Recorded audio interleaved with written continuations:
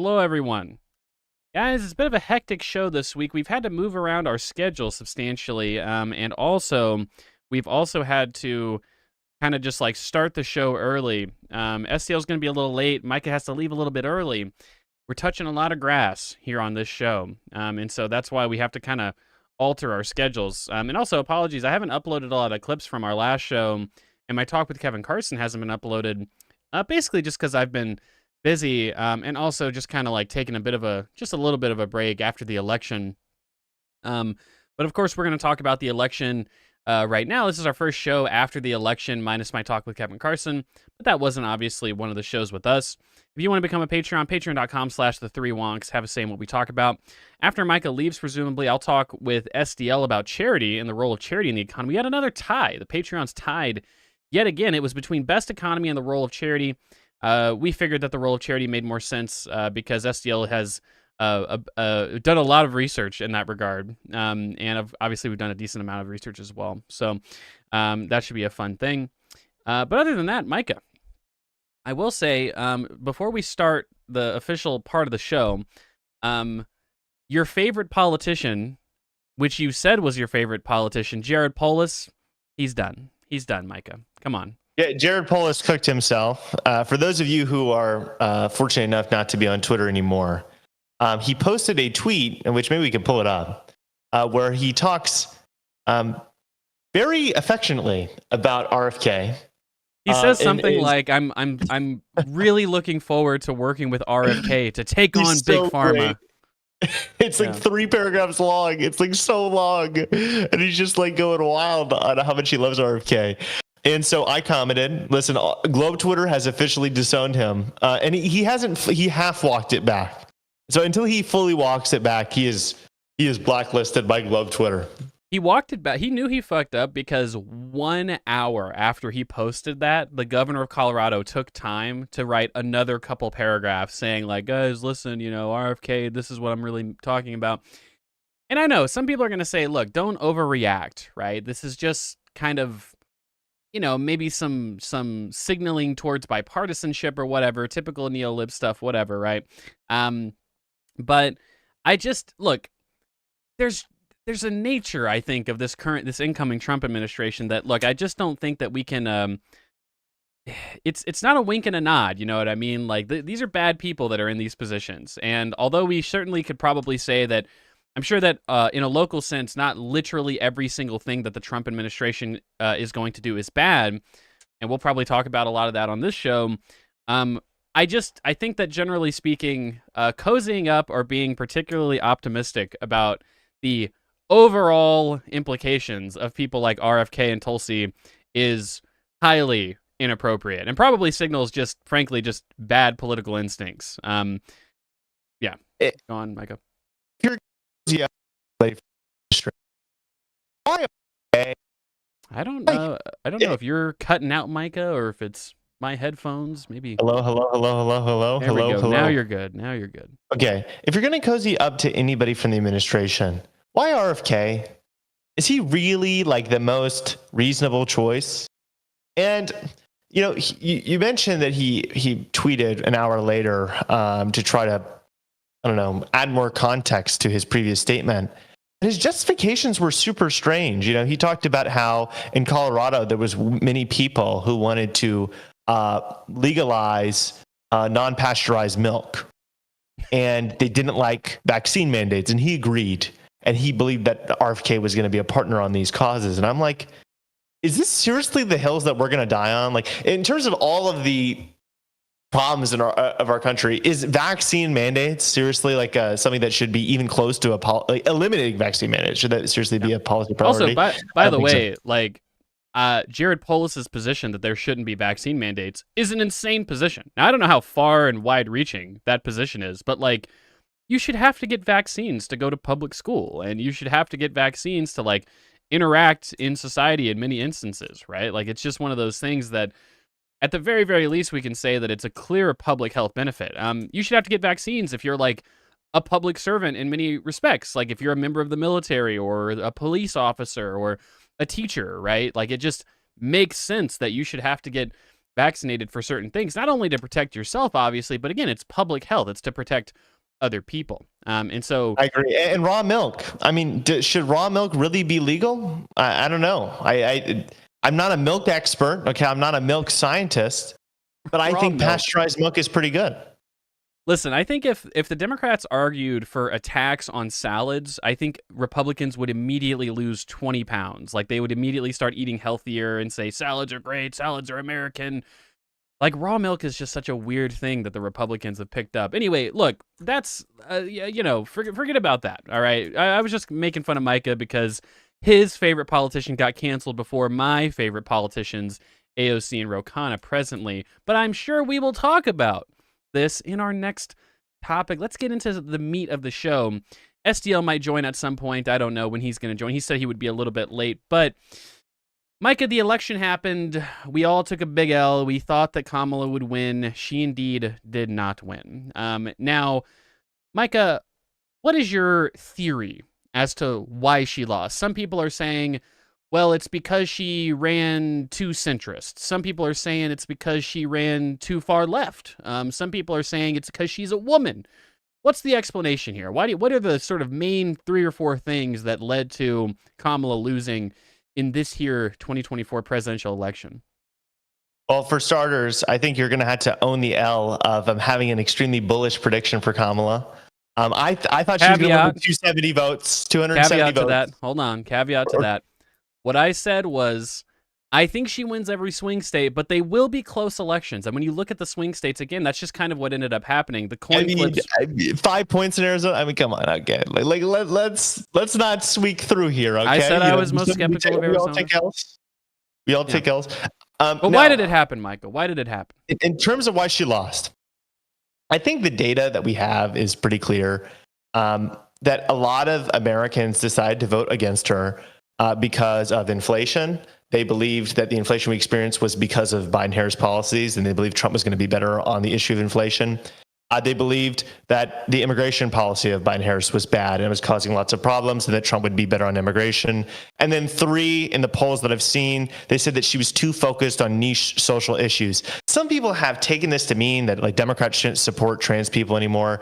It's not about like any specific trans policy. It's just that people felt like Democrats were out of touch and were focused on the wrong things and not themselves. And that's symbolized in the ad. Kamala's for they, them, not for you. It was an extremely effective ad. But the whole point of that ad, the reason why it was so effective, is the not for you part. It's not the fact that Democrats are for they, them. It's the fact that Democrats are not focused on the issues that are afflicting everyday Americans. I also got this poll recently from Blueprint, which shows that a lot of voters, the majority voters, thought Kamala had pretty extreme positions. They believed that she was for extremely late-term discretionary abortions. They believed that she wanted to decriminalize border crossings. That 64% of swing voters believed that. She wanted, transgender surgeries on kids against their parents' consent. Transgender surgeries for kids is extremely rare, especially against their parents' consent. That's a pretty radical position. Banning fracking, banning private insurance, defunding the police. I mean, the Republicans were very good at tying her to a lot of extreme positions. And the last thing I'd say is this, and this is really important. Democratic messaging was not as good as it should be. Democrats should have messaged better on inflation and immigration, of course, on defense, but also they should have had a more ambitious, simple message. People didn't really know what Kamala was for.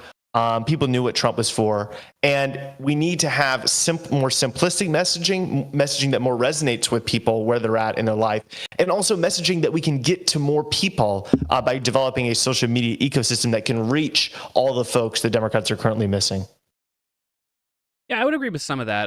Essel in the chat points out some people have been saying, well, it's really not the fault of Democrats. It's because of these media ecosystems. And that's I think it's fair to say that Democrats have not really done a good job taking advantage of the explosion of alternative media and just like engaging in those spaces. But that's more of a long-term problem. Kamala contributed to that certainly by doing some things like not really going on a lot of like these podcasts. I mean, Trump literally, I don't know a podcast that Trump didn't go on. Like, he seemed to have gone on all of them, right? And I know that a lot of people will say, well, look, Trump didn't. The 3 wonks. He surely would have voted one by more if he went on the 3 wonks. But that people will say, oh, that's why she lost. Obviously, there's a confluence of factors here, but I think that that's more of a long-term problem. Hillary, Biden, Kamala, none of these candidates over the last decade have really engaged and, greatly engaged in like online spheres and alternative media. A lot of DNC people think that they're above it. Oh, this is, we're establishment media. We don't need to do that. But that's a long-term thing. I think that we can start addressing that in the future, hopefully. And I think that the candidate selection in 2028 will matter a lot because, I think that some of my skepticism of a lot of these candidates, it's like, are these going to be the people who are willing to go out and take all these interviews and really just put themselves out there? I will say that it was a problem. It did seem like Kamala was unwilling to do interviews. It did seem like she was, I don't know if it was like a lack of confidence or it was an understanding that this just didn't really matter to do these interviews, but it just doesn't look good. At the very least, you're not putting your best foot forward. You're not doing everything you can do to win when you just like don't do interviews, right? That seems like a really bad idea, generally speaking. But that wasn't like the main thing. The big number one thing was inflation. Incumbent governments literally across the world, from right-wing populist, right-wing center, left-wing populist, left-wing center governments across the world, across the ideological spectrum, incumbent governments are taking huge L's. Japan, the Japanese party that has controlled Japanese politics for like 50, 60 years or something, they lost their majority for the first time in basically the whole modern period of Japan. Modi, who is considered to be like an overwhelmingly popular figure in like a cult-like Trump-like figure in India, he lost his governing majority in India, right? And obviously in America, the Democrats lost. In Canada, the Liberals are about to take a huge L. Across Latin America, we see governments turning over. We see the UK Labour government take power by a historic margin in that country. So I mean, it seems like the wins in general, the Labour Party in Australia, same thing. So it seems like the wins in general aren't really tilted left or right now. It's more of an anti-incumbency bias, which is to say that Kamala was always running behind. Now, a lot of these state elections are close. A couple 100,000 votes in the Rust Belt, and she ends up winning this election, probably losing the popular vote, but she ends up winning the election. So I do think ultimately this was a winnable election for Democrats. And so what are the other things that are big in my mind as to why the Democrats lost? Number one, sort of just like descriptively, millions of Biden voters just didn't vote in this election. They just chose not to vote. And a small portion of those Biden voters that voted in this election did actually end up voting for Trump. And so what are the two things that kind of caused that? I've seen a lot of things, from centrist politicians to progressive politicians. Andy Kim comes out and says, look, I do a lot of town halls with Trump supporters, people who voted for me, but also vote for Trump on a regular basis. AOC did the same thing, people who voted for Trump in her district who voted for her. And what was like the common theme between those two people across two different parts of the country? The common theme of those people that said, I have some, maybe you could say, democratic instincts on policy and people, but I still voted for Trump top ticket.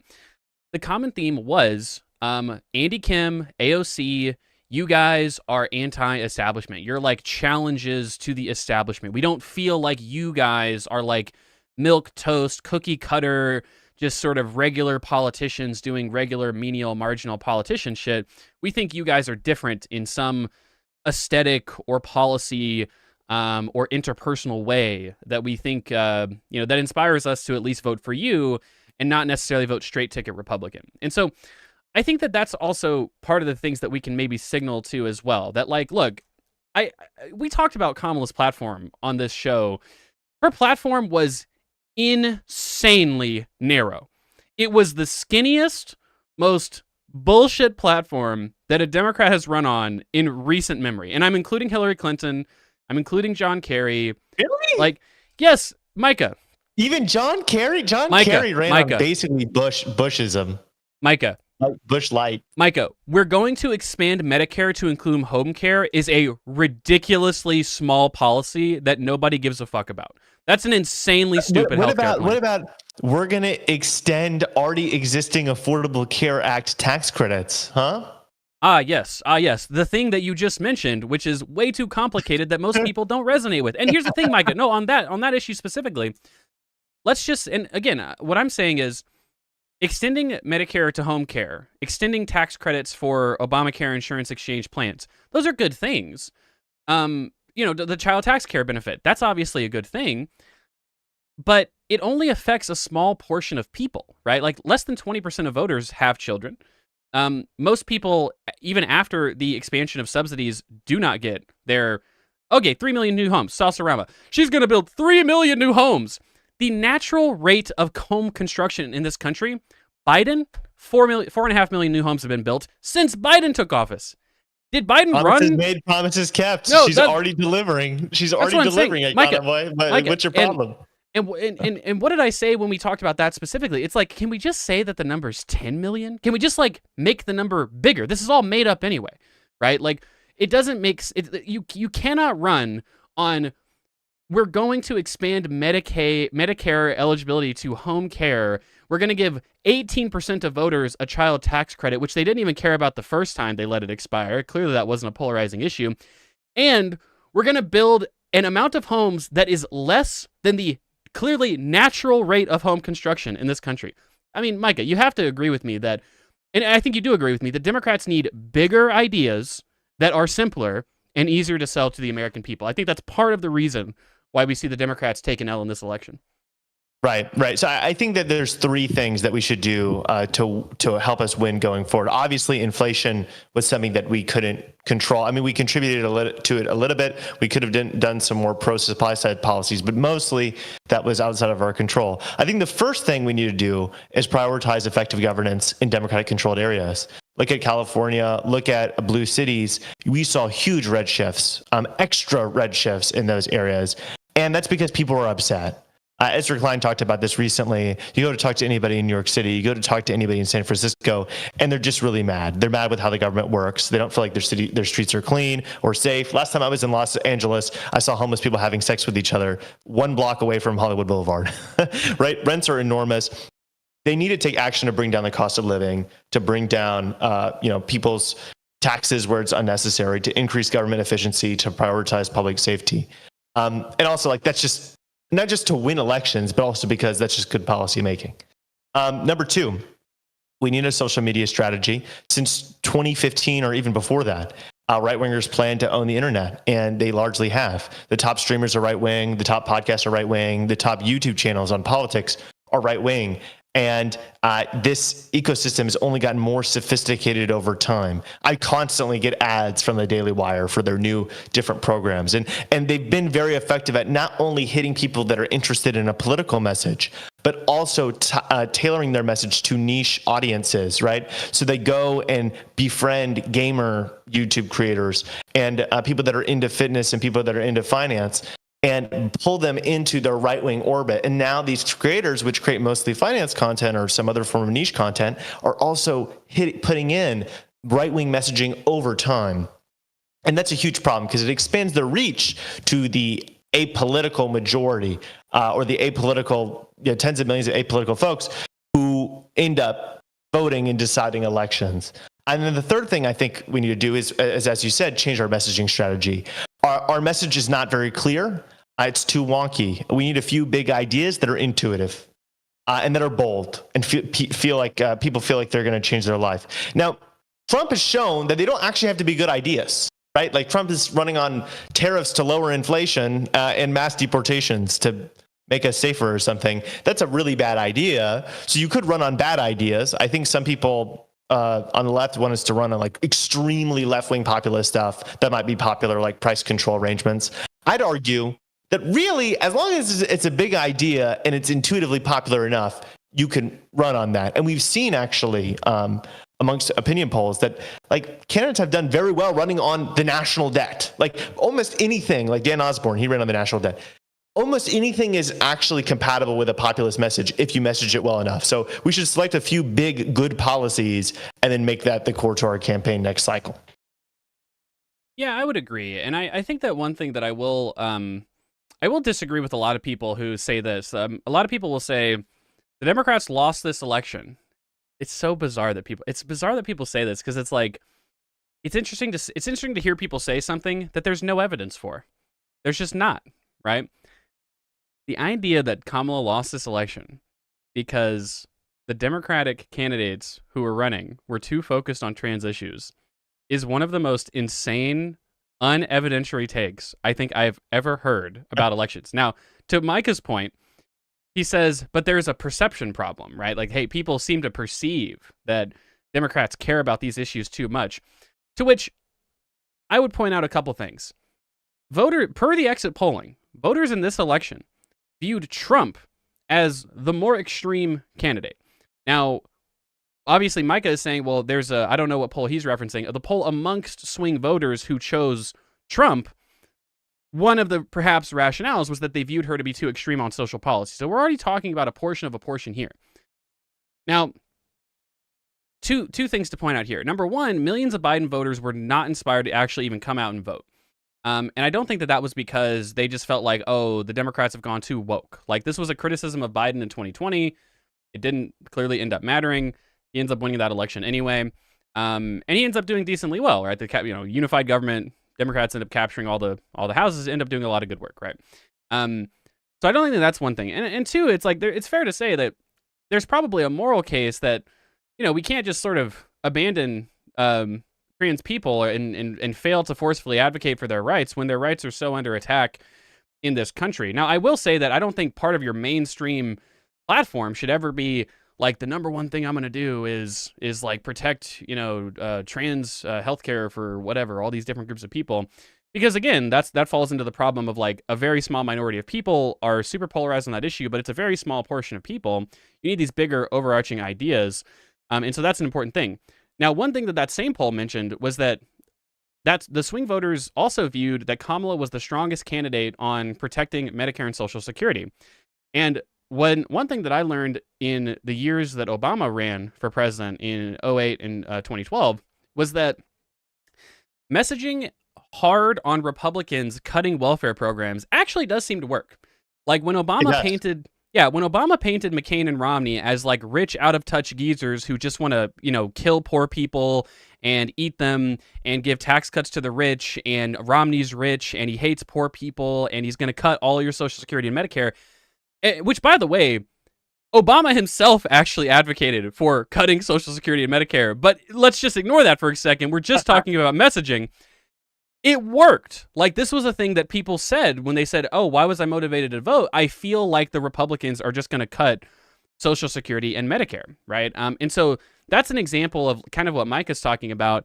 The negative attack campaign, it can't be like, oh, they're going to destroy democracy, they're going to take away abortion. At least that can't be the whole part of it, right? Like, those are good negative polarized issues for some people. But the big things that I think are going to motivate people to generally be against Republicans, which is, to be fair, it has the benefit of just being true. Republicans want to cut welfare and they want to plunge people into poverty. And I think that generally speaking, that's a messaging that's going to work. And I just didn't see a lot of that out of the Kamala campaign. Like, the whole negative attack campaign was like, they're going to get rid of democracy and they're going to get rid of abortion. Nobody cares about democracy. Like, just nobody cares. It seems that's the case. Yeah. The people that care are high income, highly educated folks, which are now the base of the Democratic Party. And so, like, we already won these people over. They heard our message over time. We needed a message that was going to win over more people. And the reality is that, a very large percentage of Americans don't feel very much loyalty to the existing system. So if you say, oh my God, Trump's going to destroy the government as we know it, people are like, cool, great. He's going to shake up the system. I'm going to vote for him. Now, in terms of social issues, people are absolutely right to say that this cycle, like, we totally pivoted right. Like, we did pretty much everything we could campaign-wise to separate ourselves from fringe social positions. It is important to note, though, that the biggest ammunition the right used was kind of some crazy stuff from the 2020 primary, like that ACLU questionnaire, which Kamala Harris filled out, which asked her, do you support transgender surgeries funded by taxpayers for undocumented prisoners? That is like an insane thing to say that you support. I'm sorry, that's like a 0.5% polling issue. Frankly, I don't think I support that. I think Democrats, in an attempt to jockey their way through the primary, just committed to a bunch of like really fringe stances that were popular with the like Beltway activist class, but were extremely we're politically toxic with the rest of the country. I guess so. I mean, I think that I mean, I think that to be fair, there is like for instance, one thing that people were saying was, oh, the Democrats in the primary, they committed to allowing undocumented immigrants to be on public healthcare systems. Like, hey, does your public health insurance plan allow undocumented immigrants? And they all raised their hands. Yeah. And it's like, look, I mean, I guess in one hand you could say this is a fringe position. Most people will be not targeted by it, but it's like at the same time, like that seems like an opening for an attack on the other side. It's like, okay, so let's just say that an undocumented immigrant comes to this country and they are currently dying of a heart attack. Like that's the situation that they're in. They're calling the ambulance. They're dying of a heart attack. What are we supposed to do, Mr. Republican? Are we supposed to just let all these Mexican immigrants just die on the fucking street outside of hospitals because we don't think that they deserve public health care? Like that doesn't seem like a position. I'm sorry, it's so unpopular. It's like so unpopular. Like even no, if what I just described is unpopular as well, though. I just think there's a way to turn a lot of these issues around. I mean, you're not going to have a conversation with every voter, right? Like you want to protect yourself from taking stances that are like on their face extremely unpopular. If you have to explain people into having the correct position, I mean, like, listen, there's a lot of positions that me and you probably have that are intuitively unpopular.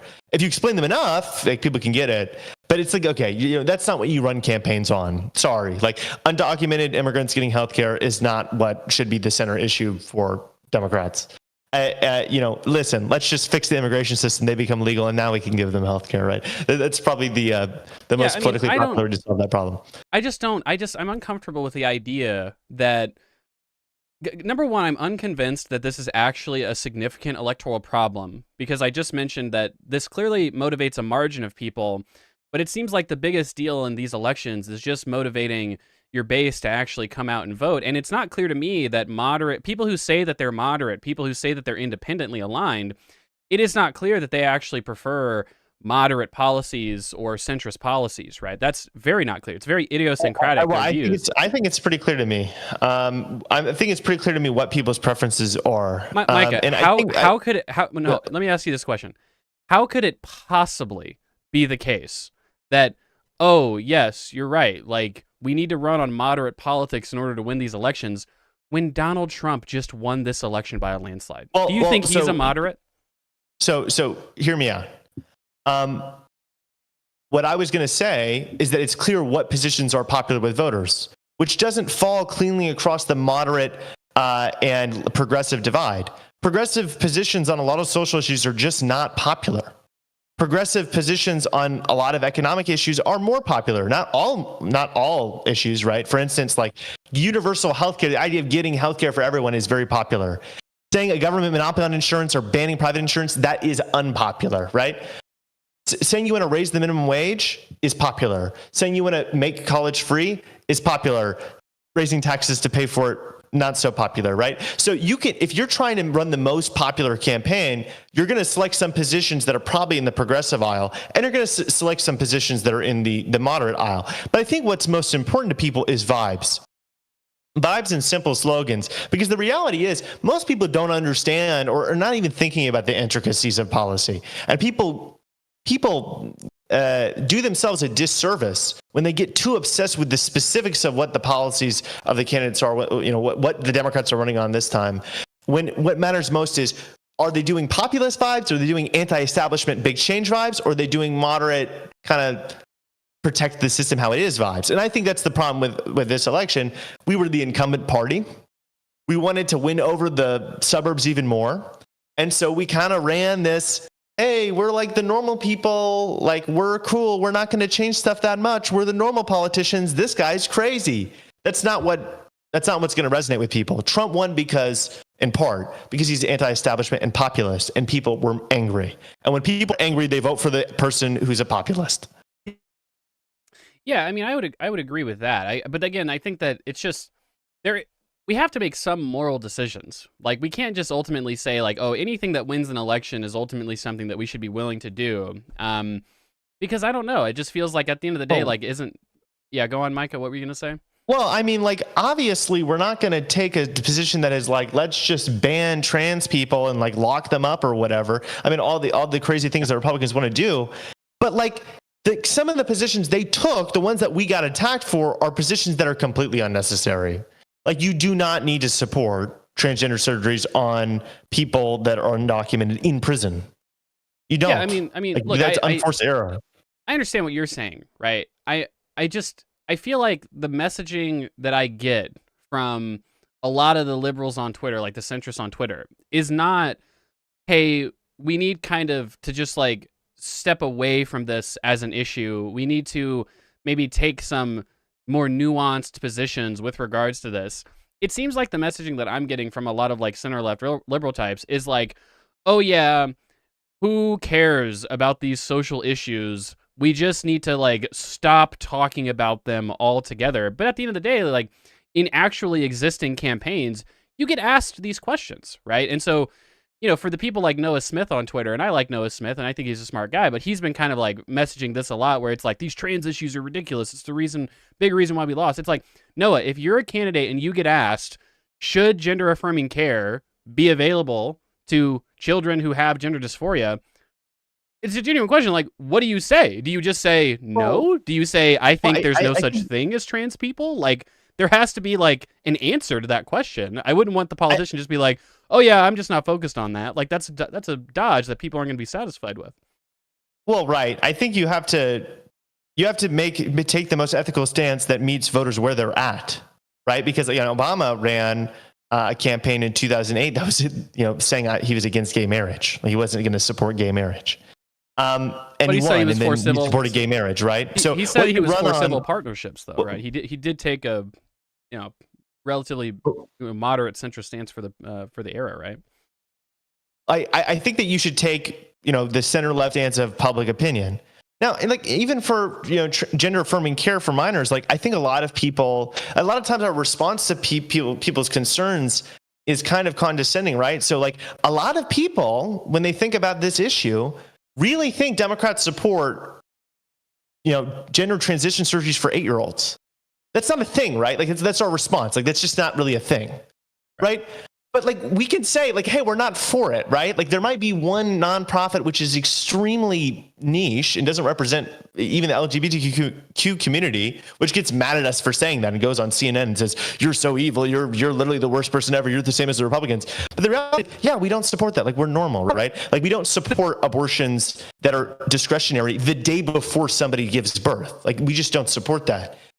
It doesn't really happen. We can say that too, but we don't need to take we don't have to take the really extreme unpopular stances, largely because those are not even the correct ones. I understand what you're saying. So I'm not saying that there's a middle ground here. I'm not saying that, look, we should just stick to our principles and we should just always just advocate for what we think is right? Because obviously, like you said, there are some bad ideas that are popular. When we talked about the platforms, right, I talked about how something that I think Kamala could add in is like this idea of like banning private equity from owning houses or something like that, right? It's like, hey, it's probably not a good idea, but it's also an idea that's not so practically terrible. And it is something that probably just throws just a little bit of populism, into your platform of like, fuck these corporations, right? And things like this, right? And so I think that that's something that is doable, right? But those are economic issues, right? It's like, oh, allocative inefficiency, what's the proper tax code?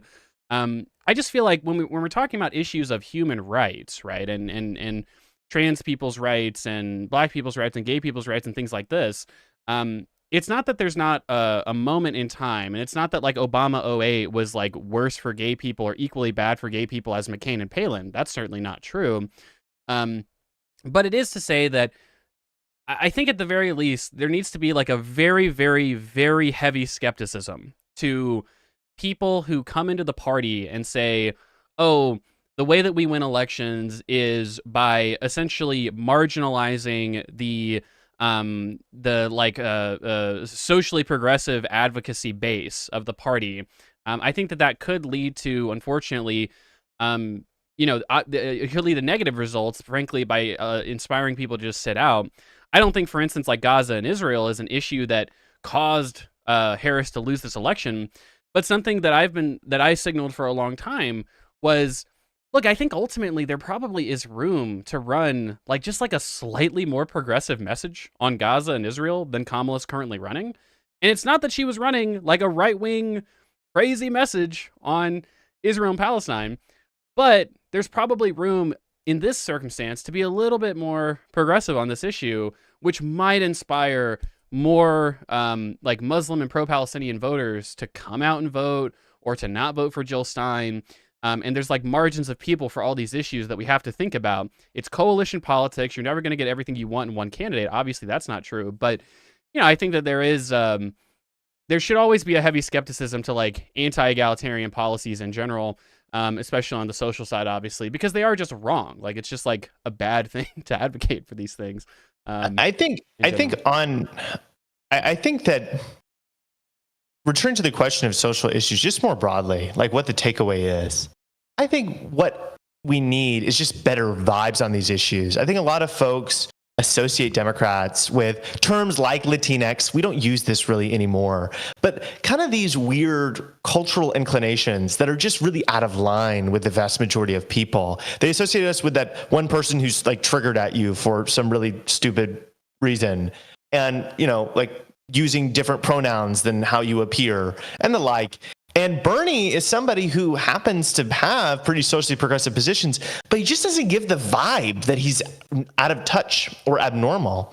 And so I bet if you actually polled people on what they think Bernie's social positions are, they would probably think that he had more mainstream moderate social positions than Kamala did. So I think vibes is most important, but also, yes, on fringe social issues, we should not make unforced errors where we take really unpopular stances. And we should be clear that we don't support the most extreme things Republicans tie us to. I mean, if you look at Republicans on the issue of abortion, Trump has run away from his pro-life stance. He said, I'm not going to sign a national abortion ban. We should be able to say, well, we don't actually support abortions of fetuses after they're born or the day before they're born. Like, we don't need to, we can openly say, yeah, we're not for that. Now, I want to respond to something that you said previously, which is that this is a turnout election. We didn't get enough turnout. Don't look at swing voters, really. It doesn't matter so much. I've seen a lot of people on the left make this argument, and I think that this might have been more appropriate with earlier turnout data, but now that we have closer to the full data, we see that total turnout is down just a few million votes from historic highs in 2020. I don't think it's realistic to assume that there's just like this infinite supply of additional voters that will be added into the equation if we just ran like the perfect, very left-wing populist message. I just don't think that we really have the evidence for that claim. I think, Obama was very populist and very upset the system in 2008, and it's not like he got like insane turnout that is now unprecedented today. So I think that we should look at what swing voters have done. Now, the swing voters are not always high-income, very educated folks that live in the suburbs and are looking at both candidates' platforms. They're very low information these days. But I think if you're looking for the new direction of your party, you should probably look to the people who overperformed and not to the people who underperformed, right? So like Elizabeth Warren underperformed in Massachusetts, which is a place where we think that her message would jive the best, right? Bernie Sanders, there was a third-party candidate in there. He ran about equal with Kamala Harris. Some congressional candidates and Senate candidates ran way ahead of Kamala. Dan Osborne did. Mary Guzampel Perez did. AOC. And folks like this. Go ahead. AOC did as well. AOC did, sure. And so a part of this is fitting your district, which is important, and looking at who your opponent is. But I think also, I think the lesson here from people who overperformed is, in a country where most people are upset with the government, you should probably run a message that's upset with the government.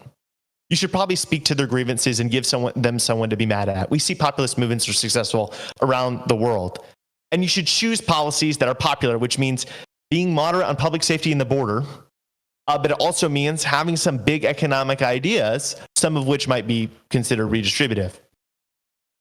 Yeah, I mean, in general, I would agree with that. Again, I think that a lot of people have this very narrow conception of this election. I will disagree and say that, look, turnout was obviously a problem. It's always a problem when you have voters that voted for you one time and don't come out to vote this time. And the question is, like, why did that happen? And it seems like this group of Biden voters that sat out is like disproportionately young people, and like people of color and these kind of like more traditionally Democratic groups. This was a substantially less young election than in 2020, and so what that tells me is, look, you're always gonna kind of have a balancing act of, well, what appeals to young people might not appeal to people broadly. But the kind of thing that I think is clear in this election, and it appears to be clear to you as well, is that the actual policies that you run on just like don't matter, right? It just seems to just not matter, the policies that you run on. Now, obviously, if you were to take a position that seems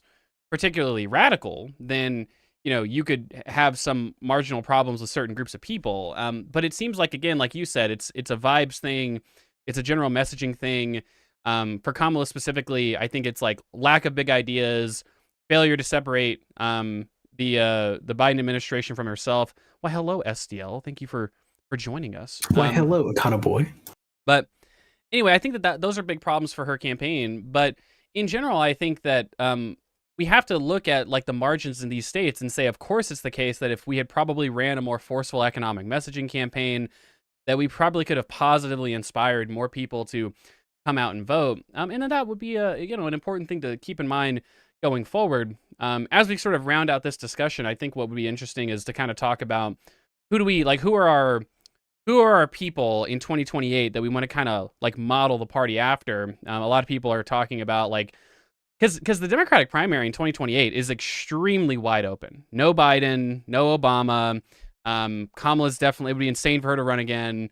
Her political career is probably over for now, at least. People are saying like, oh, maybe she'll run for governor of California or something. But like, for now, we're taking a break on Kamala in the Democratic primary, that is. And so in general, like, who do we think are the people that are going to do the things that we're talking about? Who are the people that are going to be like anti-establishment coded, run a populist message, be inspiring to the groups of people we need to, probably lean away from social issues to some degree in a way that like actually pervades the people's vibes about the campaign, and engage in alternative media? Like, who are the people that we think, if nominated, would actually do these things? SDL, do you want to start? You haven't been on to talk. I mean, I'm not completely sure who the best candidates are. Bernie Sanders. Probably you want someone from the Midwest again. If there's any home state advantage, you want to try and capitalize on that. Clearly, that's somewhat important. They generally run like white, moderate people who seem to run against. They ran ahead of Kamala by a significant amount in very competitive races with a lot of money. So actually, have you all seen the map? And I can pull it up in a second, of overperformance by Senate candidates. I haven't seen maybe the map you're talking about. By the way, so your camera is off. Can't see. Yeah, I'll turn it on. Sorry, I just got here. No, I haven't seen that. I mean, I think I'm actually shocked, STL. I thought you were gonna come out based and say Bernie or AOC or something. I mean, Bernie's too old. AOC might be too young, and she might not be perceived as having like at least Obama ran for Senate first. I think it's unlikely. AOC is like a generally fairly popular politician, and she has some of the juice for being able to appeal to people. But bluntly, I think she's probably like too far left given the electorate, especially on social issues. Love SDL, actually. Not actually because of her economic positions. I think a lot of her economic positions are the kind of thing where if you just say, I want to run on Medicare for all, that's a great idea. If you have a specific thing, like I want to run on a public healthcare option, that's great. It's something I argued with y'all maybe 6 months ago when we were first getting into this. I was like, Kamala needs to pick like 3 policies to run on: child tax credit, public healthcare option, some other third thing. It could be like the YIMBY stuff, like build more housing or something along those lines. You need like a big 3 policy. Agreed. It seems like what she went for instead is like a scattershot of a billion little focus tested policies. And a lot of Bernie Sanders' strength and AOC's strength, I think, is they have these big words: Green New Deal, Medicare for all, $15 minimum wage, that appeal to people. That's the gist of it. Yeah, super clear stuff. Yeah, I agree 100%. I mean, ideally, I'd like to see an abundance-pilled liberal populist. Okay, that is the goal here. And I mentioned Pete Buttigieg because I think he's really good at comms. In the social media age, he can go on every podcast. He's shown he's willing to do that. But I do agree that he has a perception amongst the public that makes him, seem more elitist.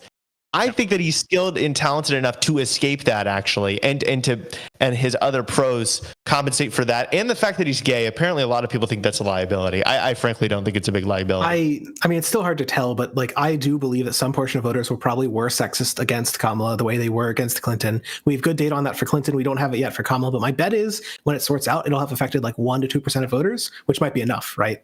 And so if it's only 1% to 2% of voters, and in surveys, it's like 6% of people say they're not willing to vote for a gay.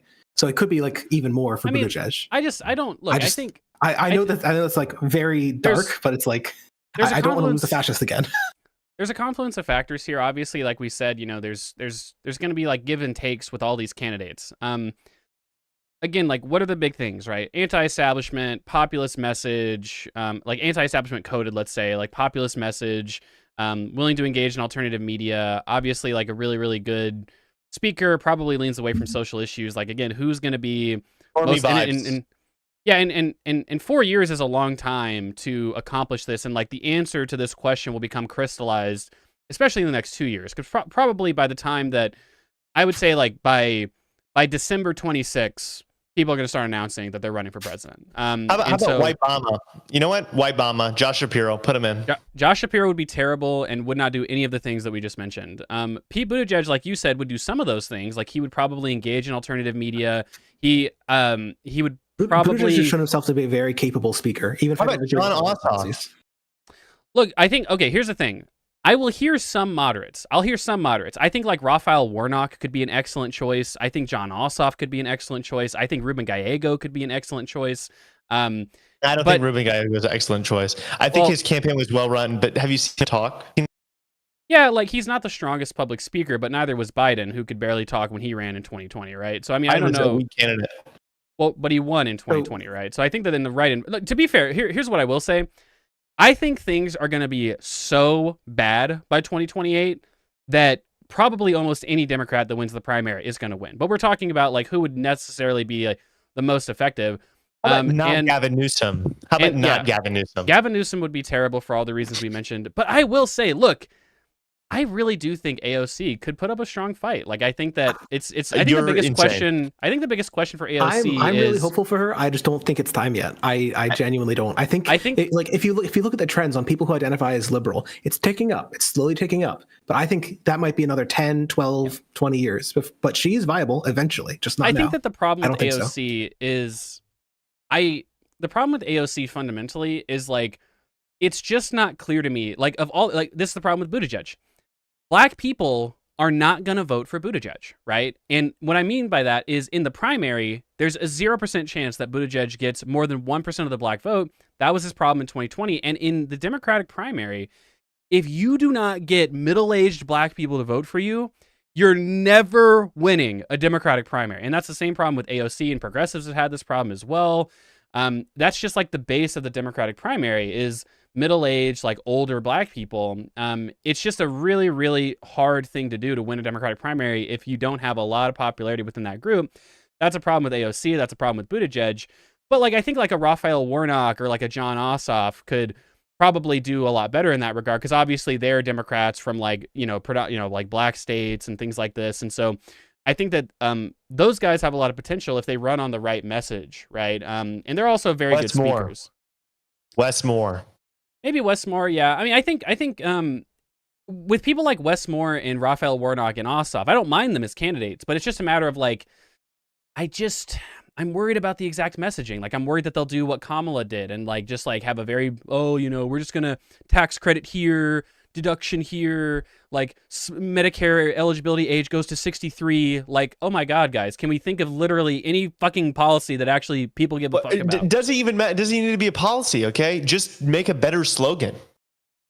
Like Trump ran on end inflation, like no plan, zero plan, just going to lower the cost of everything. Okay, we're going to cut energy prices in half. How? Drill, baby, drill. That was the plan. No, I know, but again, Micah, we're talking about even the willingness to do something like that. Like, I think that, again, it's a big open question of like, which Democrat would actually be good at even doing something like that, right? And I think that Buttigieg will probably do like a well-run campaign. He'll sound good.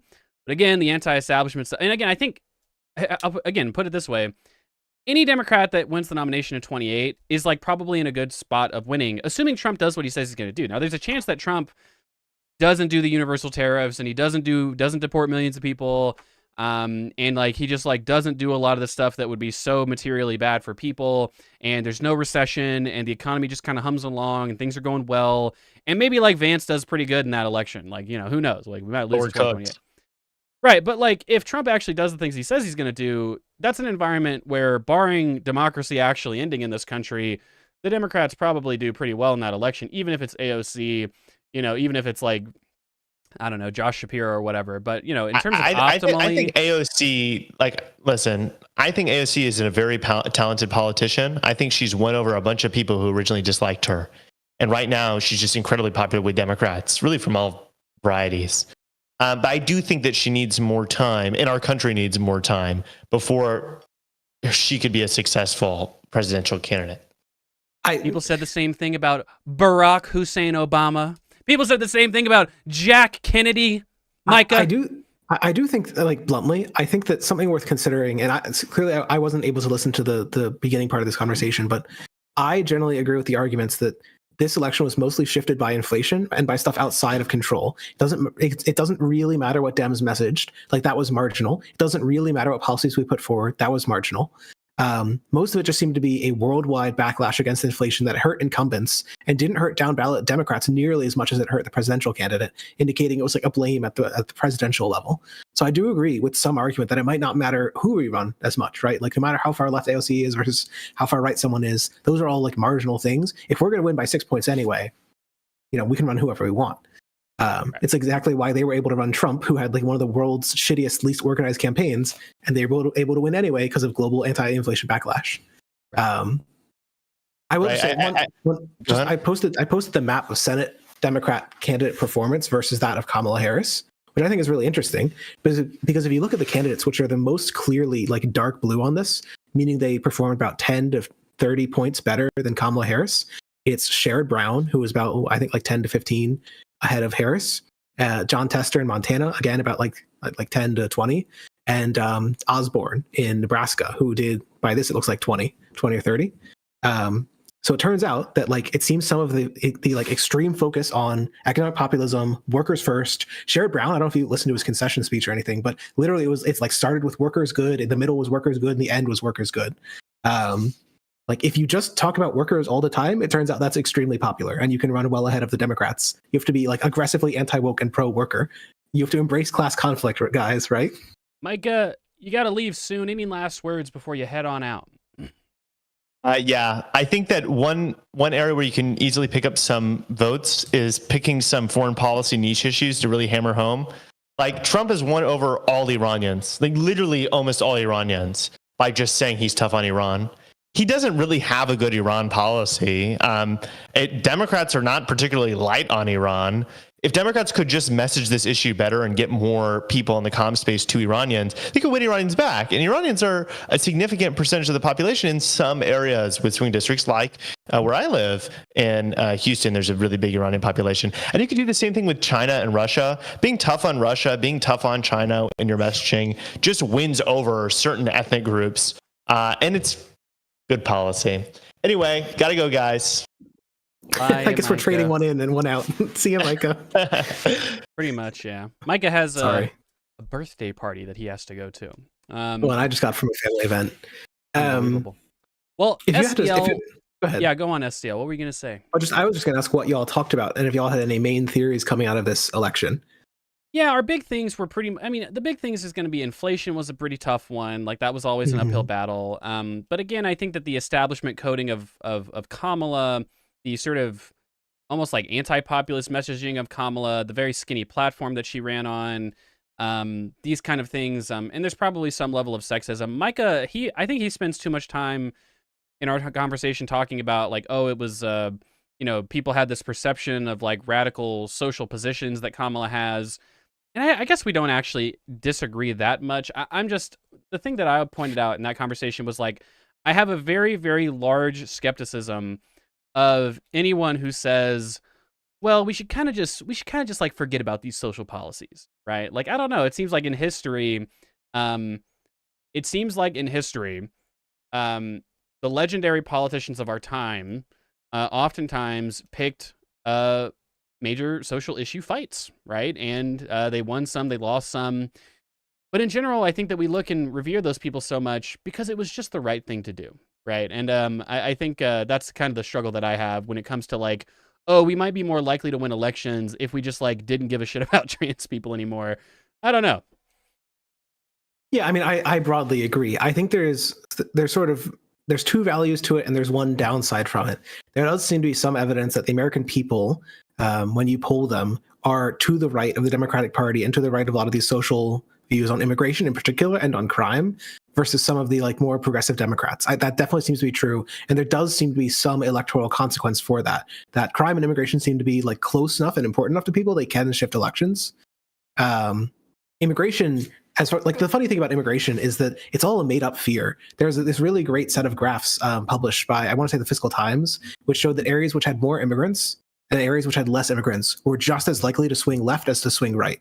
Like there was zero impact of immigration on how people voted. Well, I mean, it's all a made up fear yeah. in Fox News. Yeah, it's that's like, why we're talking about messaging and like engagement with alternative media, because at the end of that's the day, the argument. I don't think the politician messaging matters. I think like the info space matters. That's right, argument. like the propaganda wars between the two parties, because like propaganda is just one of those things that is effective. Like when you see that Vladimir Putin, 85% of Russians have a positive view of Vladimir Putin, a lot of people will say, oh, like that's just a lie. Like that poll is wrong, right? Like that's fake, right? And it's like, no, like he's genuinely popular. he's genuinely popular in Russia because of state propaganda. Like when people look at Orban's Hungary, it's the same thing, right? Like state media, like in Hungary, they have a fair democracy, or I think it would be like a free democracy, but one that isn't fair. And the thing about Hungary's democracy that isn't fair is that the government uses state media to propagandize to people on a massive scale. And that just works, it turns out. Like, it turns out it's just a thing that works, propagandizing to people. And so that's why the messaging is important. And that's why we talked about that a lot as well. Yeah. So something I wanted to mention, a like fun fact that I brought up is that Dems spent around $1.4 billion on advertising in swing states, either directly from Kamala or from pro-Kamala PACs. So this is just presidential advertising. In total, I think it sums up to around like $3 billion on advertising. Like it's just this stupendous amount of money. Yeah. And the number I wanted to put in comparison is the most well-paid, like left of center political streamer on Earth is Hassan Piker. And for that amount of money, you could pay over 4 years, I believe the equivalent of 1,300 Hassans. Yeah. So well, that's the thing. Like people, it's and we talked about you can how get them a lot cheaper than Hassan. Just because Hassan is about 10 times more expensive than like a regular streamer. So I'm just saying you could simply have 30,000 Hassans, okay, if they would work for normal wages. That's the thing, like exactly, like investing in these kind of shows is important. I think there's also something to be said about like of the left-wing streamers that exist, there's not really many very like pro-democratic left-wing streamers. You know, a lot of Brianna Joy Gray types that are almost like anti-democratic, you could say. Democratic Party, that is.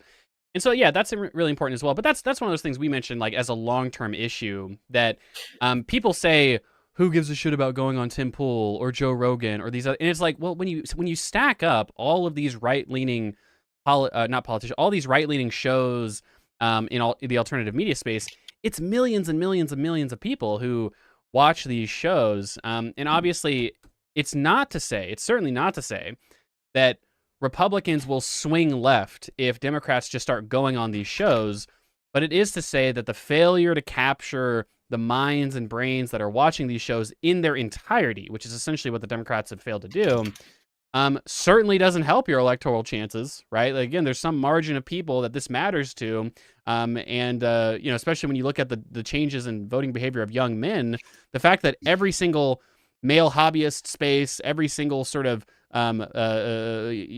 sort of masculine presenting man in these spaces is right coded, right leaning, endorsing Trump. That does matter. That does have an effect. So I sent you in DMs a graph which just shows how people voted by the news source they consume, which I think supports a lot of these things. The gist of it is that Democrats generally tend to consume like written media or like online media. Like Democrats read newspaper. If you read a newspaper, then you broke plus what is that, plus 30 points or something for the Democratic Party, plus 50 points. It's like this enormous margin. And if you read your news online, it's even like plus 10 for Dems. But if you watch, like, if you basically watch like online news, like social media only, YouTube and Google type of stuff for your news, you break hard for the Republicans. People who say they got their news mostly from social media, Republican plus 4. People who say they get their news from YouTube, Republican plus 16. It's definitely clear this is an area that Democrats have lost, I think. And For sure. there's also a lot of evidence that people who believe misinformation about the election were way more likely to vote Trump. So people who believe that inflation was really high, they voted Trump by 20 points. People who believe that crime was at like historical highs, they voted 20 points for Trump. People who believe that inflation crossing the border was at historical highs, which actually came down. People don't know this. It came down in the last months of the year. People who believe that inflation was sky high, they broke 20 points for Trump. Yeah. So there's clearly something missing in the broader Democrat communication strategy. And the argument that I've offered is that I don't think ads are effective. I think Dems spend a lot of money on ads. They definitely have an effect, but it seems to be small. And it seems to only, in the studies that I've read, it seems to only occur for something like 3 weeks and then it disappears pretty quickly. So it's maybe useful in the last stretch of the campaign, but that leaves you with another like $2 billion. Please send it to like the Sam Cedars of the world.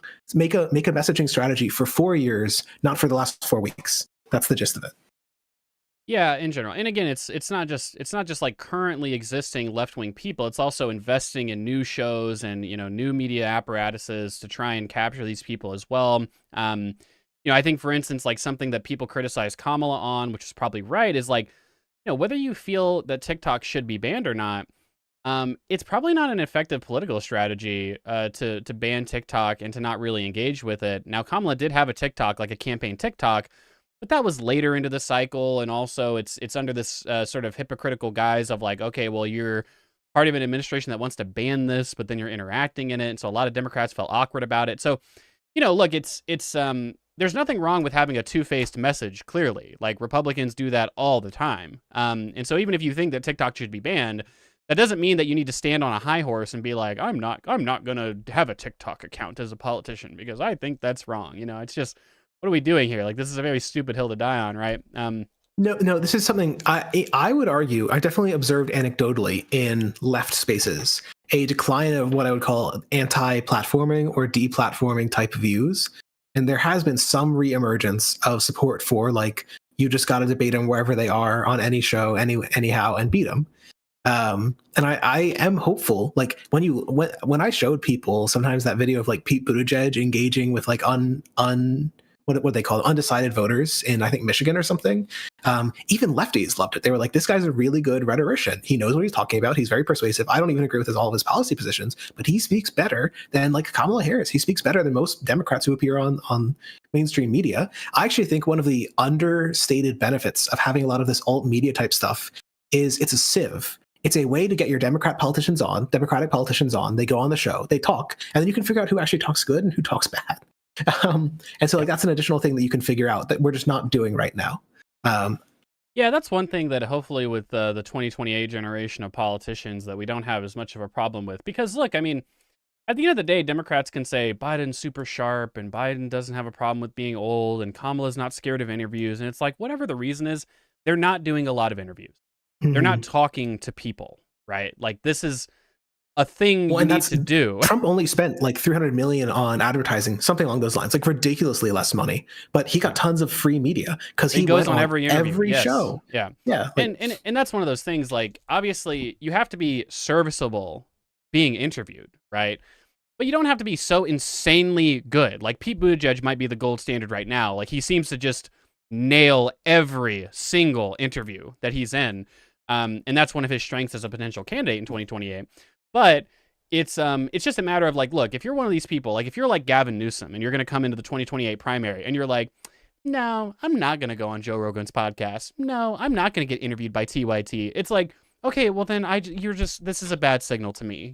This isn't it. This isn't the time for that. Like, you have to be willing to fucking take interviews with people, you elitist bitch, like, fuck, All right, one. That's how I feel. One, I'm going to be the woke friend, okay? Sorry. But I did see there was a story after the campaign that I think the Kamala campaign tried to blame not going on Rogan on progressive staff, which, if true, is like incredibly funny. But my takeaway from a lot of it is it was just cope. Like it was just like we That's need some total excuse to blame everything on. Like, why isn't she doing interviews? Oh, it's those darn progressives telling her to Yeah, not like- platform Joe Rogan. Are you? And to be fair, that's not that real. was absolutely not the contemporary reporting on that. The contemporary reporting was She's too Kamala- busy. Yeah. was Kamala is simply too busy and does not have the time to do it. And it's just and look, here's the thing, okay? How about even if that's true?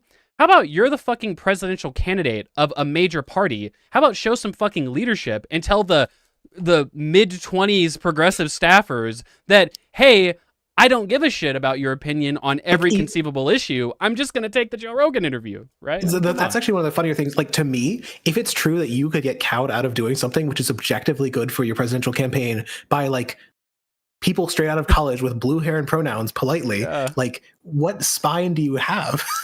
Yeah, like come on, and it's very clear that progressive staffers were not like that influential on this campaign, because just look at the platform, right? Yeah. Like, Yeah, we're, like, and you know, we're progressive staffers. They cowed her out of going on Joe Rogan, but didn't cow her into like doing a public health option. Didn't cow her into being like at all pro immigration. Like, I'm sorry, this is ridiculous. I don't believe this at all. Well, anyway, those are our thoughts, kind of like immediately following the election. Unfortunately, I was hoping that we would have the full data, obviously, a week and a half after the election, but California and Arizona, you know, they appear to, I guess there's something in the water in those states that just prevents them from being able to count ballots particularly quickly. Did you see that Casey in Pennsylvania hit the lead there has been reduced to, I think, 0.25 percentage points? The absentee ballots keep breaking super hard. The mules, they're coming in night by night. Okay, dude, my friend and I, we were talking about like Arizona and why they count ballots so slow. And this is a very non-wonky position for me to have, but it's like, look, okay, any excuse that Arizonan Democrats, by the way, Democratic Secretary of State, Democratic governor, have for why the ballots get counted so slowly, I just don't accept it. That's insane. It's insane to me that we are literally headed into the 2-week point after the election. And like, I don't know, what are the final vote tallies? Oh, who fucking knows, right? It's like, this is insane. Call in the National Guard if that's what it fucking takes to count these fucking ballots. Like, one of the Arizona officials literally said, it's like, you guys aren't doing yourselves favors. I read a news story about this. He goes, well, one of the reasons why it takes so long to count ballots is because the ballots are more than one page. Guys, what the fuck are we doing here? Are you seriously saying that? Even if that's a real thing that actually is a problem, don't say some stupid shit like that. No one's gonna, well, in Arizona, flipping a page apparently causes the ballot counting process to, instead of taking a few hours like it does in Florida, to take 2 weeks. Like, what's going on? So the thing that kills me is like, I could see an argument that you shouldn't close the counts for like 2 weeks or something to let all the postal ballots get in. But there's states that vote all by mail and they get the count in way faster. Like Washington, Utah, Colorado. Like, it's just, it's like, guys, if we know who wins Florida by 10 p.m. on election night, California, it shouldn't take 2 fucking weeks to count the votes. That's insane that that's the case. That's insane that that's the case. You can do the standard thing of like, we're not going to call any races till all the provisionals are counted. You can do something like that. That's fine. But it is really, really silly. It's so dumb. Yeah, Najuan, to your stupid point in chat. Okay, sorry that California cares about democracy and lets everyone vote by mail. There are states that only vote by mail and count ballots like 10 times quicker than Arizona or than California and Arizona. I don't know that it's a mail-in ballot issue. This clearly seems to be just a structural issue with the states. Because, Najuan, why the fuck would it be the case that Florida, who a shitload of people in Florida, my understanding, vote by mail, why can they count their ballots in 3 hours? It takes literally 20 times the amount, not even 20 times. It takes like 50 times the amount of time to count the ballots and other these things. Anyway, so I don't know. I just find that to be ridiculous. California lets votes postmark on election day count. Okay, Najuan, Washington. You're right. You're right that there's a small number of votes. There's like a tail at the end that's going to be there.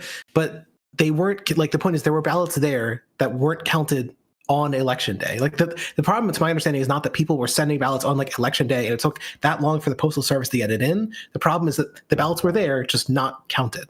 Exactly. Like and look, again, Washington, I believe Washington does the same thing. And again, doesn't take because 2 time weeks. moves slower in California. Yeah, Oh my like God. clearly it's like, what the fuck's going on in California? I don't know what it is.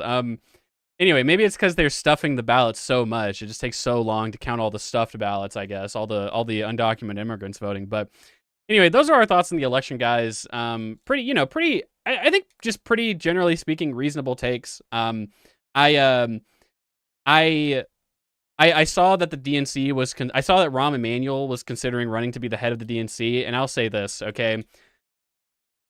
There's a 1% chance that I just abandon the Democratic Party and just become a Green Party voter if that happens. That would be such a completely insane misread of the direction that the Democratic Party needs to go that I'm just thinking to myself, man, I don't know. Like, maybe we need to start the Progressive Party and just like do another thing, because how the fuck do you react in this election and say, oh, yes, the guy that we need to run the DNC, Rahm Emanuel. You've got to be shitting me if that's the decision that you make and you're the Democrats. Final thoughts, SDL, before we move on to charity.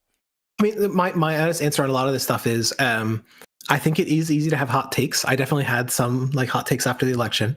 But when the dust settles, I think that the data, as far as I can tell, seems to indicate that Democrats who ran social centrist or social quiet on those type of issues campaigns, but very strongly economic populist campaigns, were like the overperformers in statistical consideration. And so it seems like insofar as we have the ability to win more elections, it seems like that's the route to go. And just the other note would be, I think sometimes there's a lot of focus on messaging, for good or for bad, because it's an easy way to make an argument about where the party should go. Like, it's not actually an argument about winning elections. It's an argument about what's true or what policies people want. And so, like, plenty of lefties like me have been like, yep, people should move left. So that's what makes you win elections. And centrists are like, yep, people should move right. That's what makes you win elections. It turns out that everyone found out the election affirmed their policy priors, right? That's crazy. Who could have predicted? I do think it's worth like trying to take a very data rigorous approach to this, which I don't think supports. Like, I would like Dems to move very social left. It just doesn't seem like the data supports that at this moment. Wait, one of my hottest takes. SDL. People have made fun of me for this take, but think about it, okay? Anti-establishment coded, pro-worker message, populist message. You said, hey, we need a white guy, don't know about a woman, you know. We need a guy from the Midwest. We need a guy who's soft on social issues. Guy like Dan Osborne, Sean Fain. 2028. And I'm only being 20% ironic when I say that. 80% I'm serious. No, I'm not actually. I think he might actually be a good candidate. Like, I don't think it's an unserious thing. He's got labor. He's white. He's moderate. And all he does is talk about workers, like, all the time. I think you could argue that he's something like a Sherrod Brown candidate, and if he can win the party, could be a good candidate. Like, I don't know. Indiana, I'm not opposed at all. Midwest guy, my understanding. But no, I actually do think, and this is the thing, people will say that that's insane to say that Sean Fain should run for president. And I don't actually know that he should run for president, but like, I don't know, like, him being a VP pick that'd make me pretty excited personally. I think that'd be a reasonable pick. And I just don't, like, people will say, oh, what about the experience? He's just like a union leader. Guys, Donald Trump's been president twice now, come January. Like, he had no experience at all. He was a terrible president, but like, who's more prepared to be president? A guy like Sean Fain or a guy like Donald Trump? I mean, I think Sean Fain would probably do just fine in a lot of regards. And I think that as well, like, look, when some of our most transformative American presidents, like Barack Obama was a community organizer who then was a state senator in Illinois, who then was a U.S. senator. And here's what I'll say about being a U.S. senator. It just simply doesn't prepare you to be president. There's nothing about being a U.S. senator that, like, prepares you to run a bureaucracy of millions of people and a budget of trillions. It does signal that you at least have an idea of the issues in doing that, sure. But I just don't take it to be the case that, like, oh, you need some, like, incredible level of government executive experience to be a super duper effective president. I'll take it. Obviously, I'll take it. Obviously, I'll say that's a good thing and not a bad thing. But to say, like, oh, someone like Sean Fain, no, fuck him. Like, he's never been a politician. He's never been the governor of a state. he has no business running for president. I just don't think that that's the right attitude for this moment. I mean, I agree. Unironically, I think people like Sean Fain also can be seen as an outsider, not a political captured type. Yeah. There can be benefits to those kind of things. I will say that the massive overperformance of Osborne in Nebraska and Angus King in Maine. Now, Angus isn't particularly left wing, like per se. He's on the center side of the Democrats, and Osborne, if he were elected, would have been another like Manchin type, like center of the Democrats. However, the fact that they overperform. Yeah, the fact that they overperform and the fact that they would still be like 1 to 2 steps left of Republican, I do think it's really worth considering whether Dems should adopt that as a strategy. Just for sure. No, I mean, yeah, and we agree, and I think, like for instance, like if Sherrod Brown were to take over JD Vance's seat in 26, like maybe he would be a strong candidate in 2028. It really would be. I mean, I think it'll be a good year for Democrats in terms of electoral. It'll be a bad year for the country, but for the Democrats running for office, it'll be good for them. But anyway, Najwan says the benefit is let's undermine our institutions more. That is not a benefit, guys. I don't know what about Sean Fain undermines our institutions any more than Donald Trump, for God's sakes. Anyway, I think that might still be about voting, about the mail-in counting in California. But Najwan's not. That's true. Najwan, he's one of the agitators in chat. He always gets in our grills about stuff. But anyway, guys. Those are our thoughts on the election. I'm sure that we'll have much more to say as the Trump administration fully materializes. Can I add one more tiny thing? So as a member of like the left, and some of the people in the audience here are interested in progressive policy, I've put together data on like the entirety of left candidates who ran, and the gist of it is that everyone who didn't run in a party which fuses with the Democrats, which means like runs on the Democratic ballot when useful, every single one of those lost every single one of their elections, except the Greens, who won a total of 3 city council elections across the country, and then a bunch of I think 20 local elections, like water district board and other meaningless stuff. So 3 winners out of 128 candidates up for any meaningful position. In contrast to the parties which fused with the Democrats, they would be called, I think there's some interesting political history here, is the Richmond Progressive Alliance, Progressive Dane, and the Vermont Progressive Party, all of which work with Democrats when useful. They all won about 60% of their races. And then the good old DSA won, I believe, I think it was 81 out of 120 races. So about like a 75% win rate. So all I'm saying is you can run and win as a progressive, and plenty of DSA candidates ran ahead of Kamala Harris. There we go. That's all. Listen, Sean O'Brien runs for president on the Republican side, Sean Fain on the Democratic side. Those are the nominees in 2028. Union boss versus union boss. Let's make it happen. Anyway, guys. Well, that was the 2024 election. Hope you enjoyed us talking about that. All right.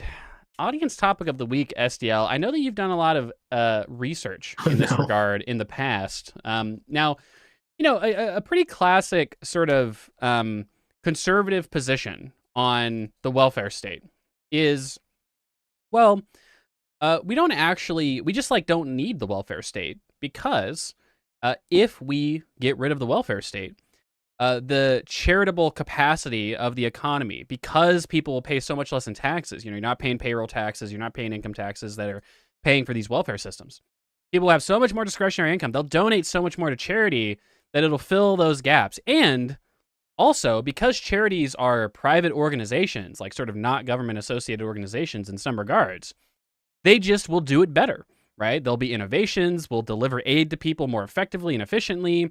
You'll get more bang for your buck, basically, by putting money into charity instead of putting money into these government coffers. The audience topic of the week specifically is charity. What is the role of charity in an economy?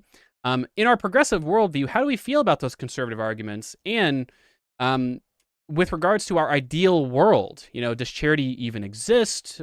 Is there a role for charity? Do we think charity provides utility to maximize welfare? What do we think about that, SDL? So I do think it's actually an interesting topic, because most of economics is interested in self-interested behavior. People work for a wage. People sell, like basically they hire people to work on capital for a wage. All of that is arguably to maximize their own well-being. It seems like the vast majority of human behaviors are generally like self-directed in some way, self-oriented in some way. Charity doesn't neatly follow that, because it seems to be providing service to like someone else.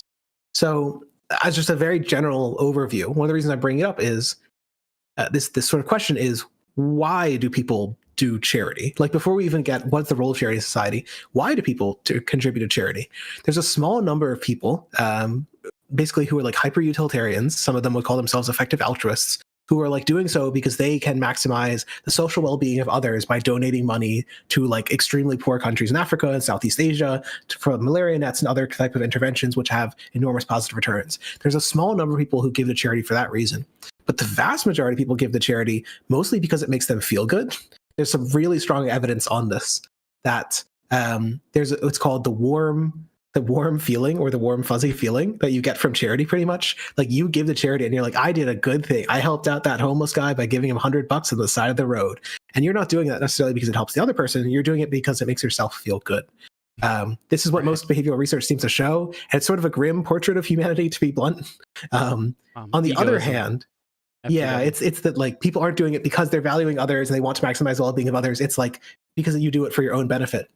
So the reason why that matters, the reason why your theory of why people do charity matters, is if people are doing it basically as a type of consumption, there's a pretty hard upper cap on how much people are willing to give to charity. And we've observed that in the United States, the amount that we've given to charity has remained, let's call it, roughly constant over the past century. Like, the amount that we gave to charity in, I think, 1930, some of the earliest data we have was around like 1.5%. And the amount we give nowadays is around like 2%. And it never varied substantially between those periods. Like, it went slowly, tiny bit upward towards 2%. And that's for actually like a big variety of reasons. It's not even clear that people become more charitable for why it's become 2%. Some of it is that it's more tax favorable for people to give to charity than it used to be in the old days. So I know this is a long overview, but just to answer the question, could charity ever replace the welfare state? The answer is no. There is a hard upper limit to how much people are willing to donate to charity. So whatever you think the role of charity should be in society, you have to acknowledge you're not going to get more than like 2% of GDP to charity. And just the reason why I say that is the United States currently is the most charitable society that has ever been recorded in history, like, period. That 2% of GDP is higher than we found in any other country on earth currently, and any country in like recorded history that we have good data on. So that 2%, like, even if you said, okay, 4%, we're going to do twice as good as that, that's a really small number. The welfare state in the United States is around 20% of GDP, and other European countries, it's like 40%. So you just can't replicate that with charity. It's just not possible. Right, and I think it's important as well to just point out that, look, I mean, if charity was truly a solution to poverty, charity has always been a thing. Like, it's always been a thing throughout history. And so the idea that, charity is a solution to poverty, well, why don't we see that then? Like, why is it the case that why is it the case that we see poverty go down when welfare programs are instituted? Shouldn't welfare programs be ultimately redundant? Shouldn't we see no discontinuity in the data when all these welfare programs are implemented? But we don't see that. What we see is, through the course of human development in like every single developed country that implemented every single one of their welfare policies, all the different countries' healthcare systems, all the different countries' public spending on food assistance, all the different countries who have done cash assistance expansions and child benefits and public school systems, every single one of these countries across time, cultures, government institutional frameworks who have done these things have seen radical decreases in the amount of people who are in poverty. And so if that's happening, then how do we explain that if it is the case that charity actually has a substantial reduction in poverty? Like, it's just not clear that it does. And so that's something that's important to point out in general. And I think as well, it's also important to point out that charity is ultimately something that is optional, obviously, right? And when we think about the welfare state as, for the most part, giving basically assistance to non-workers and people who don't participate in the market, charity obviously exacerbates that problem, right? Because what we're basically saying is, well, the only way that people who don't participate in the market because they have a disability, because they're not old enough, because they're a caregiver for whatever reason, they basically just have to rely on the generosity of a decentralized network of wealthy donors. That's obviously a pretty ridiculous thing. Whereas it seems just a lot more efficient and effective at reducing poverty to just basically charge a tax to everyone and then have this collective pot of money that people can take out of. Now, one of the arguments that I think, it's again, there's just a lot of bad libertarian arguments against charity. I was talking to an anarcho-capitalist the other day, and he said something like, I was like, well, it seems like people are willing to vote for like a tax that everyone pays and that everyone takes out of, instead of voting for, oh no, SDL, we lost SDL. SDL, are you there? Can you hear us? Yeah, sorry, big charity cut my There we go. connection. But anyway, it seems like people are willing to vote for, this is the argument that I made, it seems like people are very willing to vote for a tax that everyone pays into and takes out of, versus just like giving to charity. And to which the anarcho-capitalist says, aha, so you admit it. You admit that it's only through the force of the state that people are willing to actually give to people in need. And it's like, well, I don't think it's unreasonable to say that sometimes people are willing to do a thing if they know that everyone's doing it, but they're not willing to do a thing if there's no guarantee that only they are the ones that are doing it, right? And that's just like a seemingly like a basic understanding of the behavioral aspects of giving money out and like how people think about altruism and things like that. For instance, like if you were to say, if like my neighborhood were to come together and say, hey, we're starting a program, everyone in this neighborhood is going to spend like 1 hour a week cleaning up the streets and just picking up litter and stuff like that. Are you willing to do that? Well, a lot higher proportion of people would be willing to say, hey, if we're all going to spend time cleaning up the streets and like doing this anti-litter stuff, I'll be part of those people spending time to do that. But how many people just decide, you know what?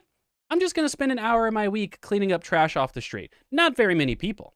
And I don't think that that's like, I don't know, like a particularly unreasonable or negative association to point out. It's just like a fact of life. And it seems like people are more willing to say, I believe in taxes and spending on welfare, but I'm not going to spend like 30% of my discretionary income on charity when there's no guarantee that anyone else is going to do the same thing. And I'm just making myself worse off. And I'm not actually having that big of an effect on basically poverty reduction or anything like that, because it's just me that's doing it.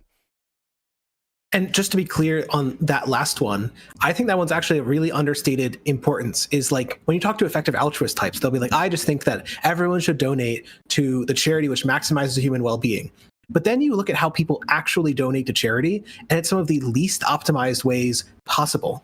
So just way back at the start of this, Econoboy raised the question of, is charity more efficient? And if your goal in giving to charity is eliminating poverty, the answer is like absolutely not. The vast majority of money that goes to state welfare programs ultimately goes to the individuals it wants to help. So for example, I believe that Social Security and Medicare have around a 1.5% overhead, meaning that something like 98.5% of the money that goes into that program ultimately goes to the people, which is compared with like a 10% overhead in the private sector for even some of the best firms. So it's not inefficient, but then you look at private charity, and if you just took charity as like a bundle, you looked at all of charity all together, only about 30% of charity spending at most actually is aimed at the poor. The vast majority of it goes to religious overhead, basically paying for like priests and pastors and all that stuff. And it goes to a lot of other stuff like arts and other things, which are not aimed at the poor. They're aimed at, again, sort of personal consumption. You're giving to charity because you want to benefit a poor, starving artist, and also has these other consumption benefits by making stuff that you really enjoy. Now, you can argue that some of the stuff, like investing in medical innovation, which is one of the things that billionaires love to do, is actually like socially useful in the long run. Definitely. It's just not poor, like it's not poverty reducing in the short run. It's more akin to like public R&D. So again, like, is it a replacement for public R&D? Not clearly. It doesn't seem to be even clearly more effective at doing R&D in some of the studies that have been done on it. But and in general as well, there's the point of like, when you're necessarily saying that I prefer charity to welfare, you're transitively saying I think every single person should be dependent on market distribution for all consumption, right? It's like, hey, I'm taking it as a value that if you do not participate in the market directly, you are going to be reliant on people that do. And I think that that's obviously from a moral perspective and from an efficiency perspective, of course, like quite a dubious thing to advocate for. Well, there's actually, like, related to that, there's a big problem in that charity is not equal. Like, it's not even close to egalitarian. There was this really neat study, and I'll link it to Econoboy, and maybe we can put it in the notes later. But the gist of it is that they studied GoFundMes, and then they took how rich people were. And wouldn't you know it, the richer people got more money on GoFundMe than the poor people, because this is something you see in environmental stuff as well. Basically, if you're able to appeal to people to, again, raise that warm, fuzzy feeling, you get more money. So guess which animals get money for environmental conservation? The polar bears, the big, cute animals. It's called charismatic megafauna. And the exact same thing happens for people. If you're charismatic, you're just a big fuzzy bear and you need some money for your cancer, well, the people are going to fork it over. But if you're like a poor kid in Sudan who needs money for life-saving surgery, you're dead. Like, you're just not going to get any money. Right. And that's it. Yeah. And so that's just, it's like a deeply anti-egalitarian, anti-efficiency perspective. To be giving money to charismatic people who ask for it is not the ideal way to distribute money. Yeah. And so I think that this kind of brings us to, all right, so charity is just like clearly not a way, if you care about eliminating poverty or ensuring equality of people, charity is just clearly not the way to do that. Now, and the efficiency argument seems quite dubious as well, because the leakage rates of welfare programs aren't actually that high. And if you compare the leakage rate of welfare programs, which is to say like fraud or just like wasted money or whatever, to charitable programs, it's just not clear. I mean, charities waste money too. Charities lose money. Charities hire Charities people that have are much corrupt. higher overhead. The average charity has something like a 50% overhead, just to be like very blunt about it. If you have, most charities are very small and they have like 2 or 3 people on staff, and it eats up most of the money, and that's it. Yeah, and Like, I think there's just a lot of coordination problems as well. Like, okay, like for instance in Houston, like one thing that we did to try and eliminate homelessness, which was good, was we just took all the charities and just put them all in a room, right? Yep. And it's like, hey, like, can you guys just coordinate just a little bit, right? Because you're clearly duplicating your efforts here. Now, it turned out to be a decently effective way to reduce homelessness in Houston. But again, like what we're saying though is that at the very least, like charities left to their own devices, absent market interference by the government, are not going to be very efficient at actually coordinating anti-poverty efforts. And certainly that wasn't the only thing that the city of Houston did in order to try and eliminate homelessness. That was just like one aspect. And so to the overall point, in an ideal society, what does charity actually look like from our perspective?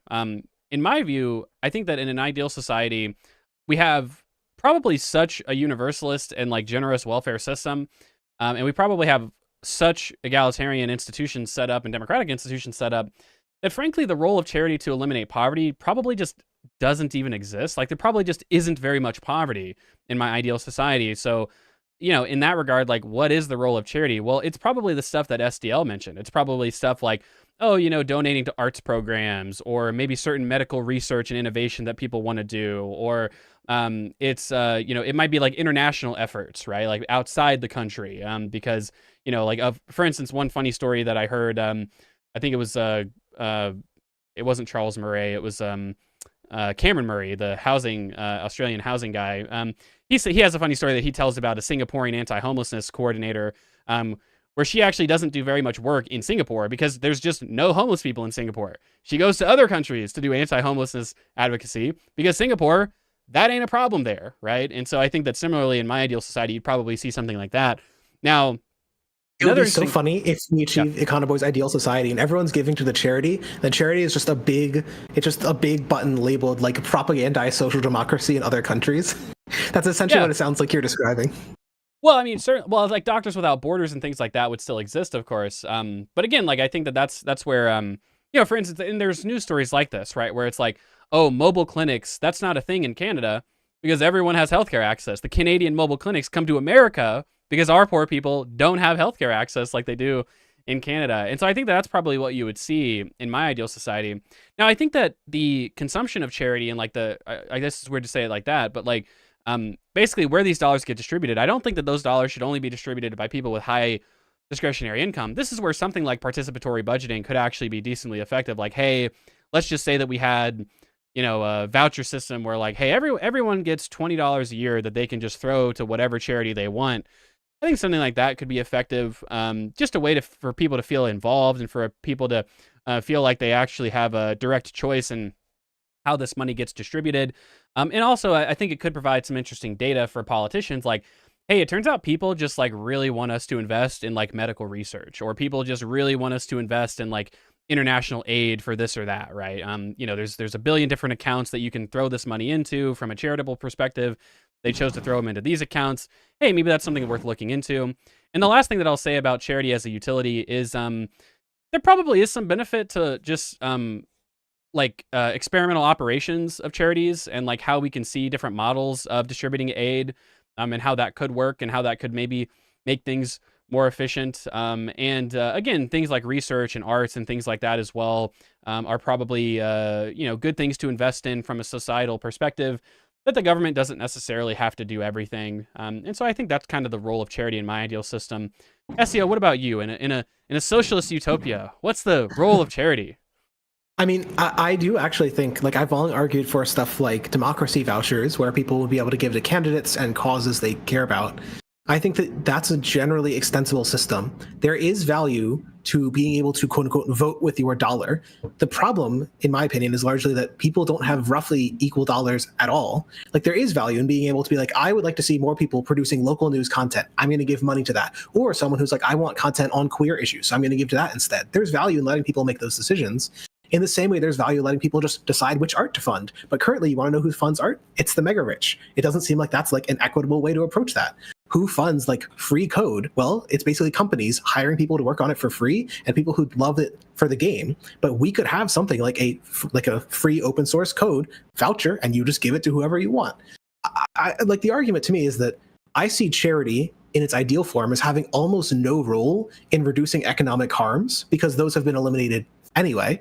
And so the only goal of it actually is personal consumption. Like, it is the stuff that gives you a warm, fuzzy feeling. And that it's perfectly well suited for that, because like that's what it's doing now, rather than this warm, fuzzy feeling being grafted onto trying to solve society's ills. Which is it's just really bad at doing. There's the evidence on whether charity even reduces poverty in the United States is like close to nil. Yeah, exactly. And I think it's just important to also say that when we think about like the charitable work that historically charitable organizations like the church, whatever that means, just like the various churches out there that do charitable work for their communities, or unions might do the same thing. It's not to say that these are bad things that they're doing. It's just to say that they're probably not eliminating poverty even nearly to the degree and to the effectiveness that just a well-administered, let's say, welfare program could do in society. It's highly inequitable.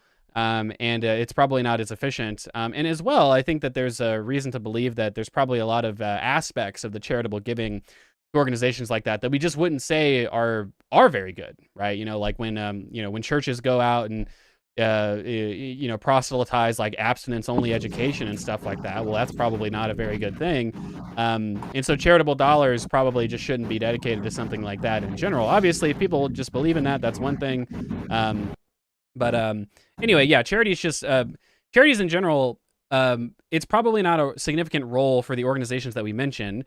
That's not to say that the church or unions are not good institutions for community building. They're just not necessarily great institutions for delivering welfare to people.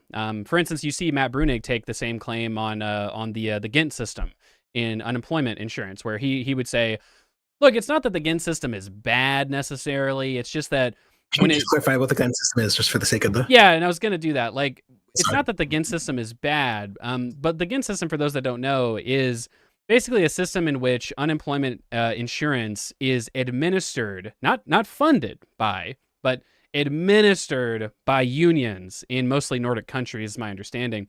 And what Matt Bruenig says is, look, this isn't necessarily a bad thing. It's just that it's probably not the most efficient way to do unemployment insurance. And similarly, I think you could say the same thing about charity that comes from churches or charity that comes from unions. It's like, hey, to the extent that we want to eliminate poverty, and to the extent that we value these institutions for community aspects, these things just don't need to be a joint effort, right? Like, hey, public institutions can probably do just a fine job of basically eliminating poverty and ensuring equality. And you can leave the community building to churches and unions and things like that as a stressor to the system. So yeah, I mean, I basically agree. There is a benefit of charity. It is good that people are doing it. The argument, in my opinion, is pretty bluntly that if we were able to capture all of that money and instead just put it into a UBI, it would do the same thing but more efficiently for more people. Like, there's just it is really underscored how much money gets wasted in having a million little organizations, which each have to have their own staff and their own list of beneficiaries and all these other things, just to run a little program when you could just give people the money and it would have the same benefit. It's also not clear that it's clear to me, based on the reading that I've done, there is like an elasticity here that the more taxes people pay, there is like some marginal decrease in the amount that they give to charity. But again, if that decrease is in exchange for like a significantly lower poverty rate, which is to say just less need to give to charity in the first place, and that the aggregate amount of dollars that go into charity doesn't actually decrease by that much, then like what are we doing here? Like we're just choosing to have millions more people live in poverty? Like that doesn't seem right. And if you pull up the graph that I sent in DMs, Econoboy, I love this graph and I put it together myself, so surely I must. It just plots the course of social spending in the United States against charity in the United States against mutual aid in the United States. Sort of like the three areas that you might be talking about, areas to like eliminate poverty. So ANCAPs will often talk about either mutual aid, which people gussy up a lot, but it's literally just democratic insurance. That's it. It's an insurance program where you elect leaders because it's like a membership insurance program. That's it.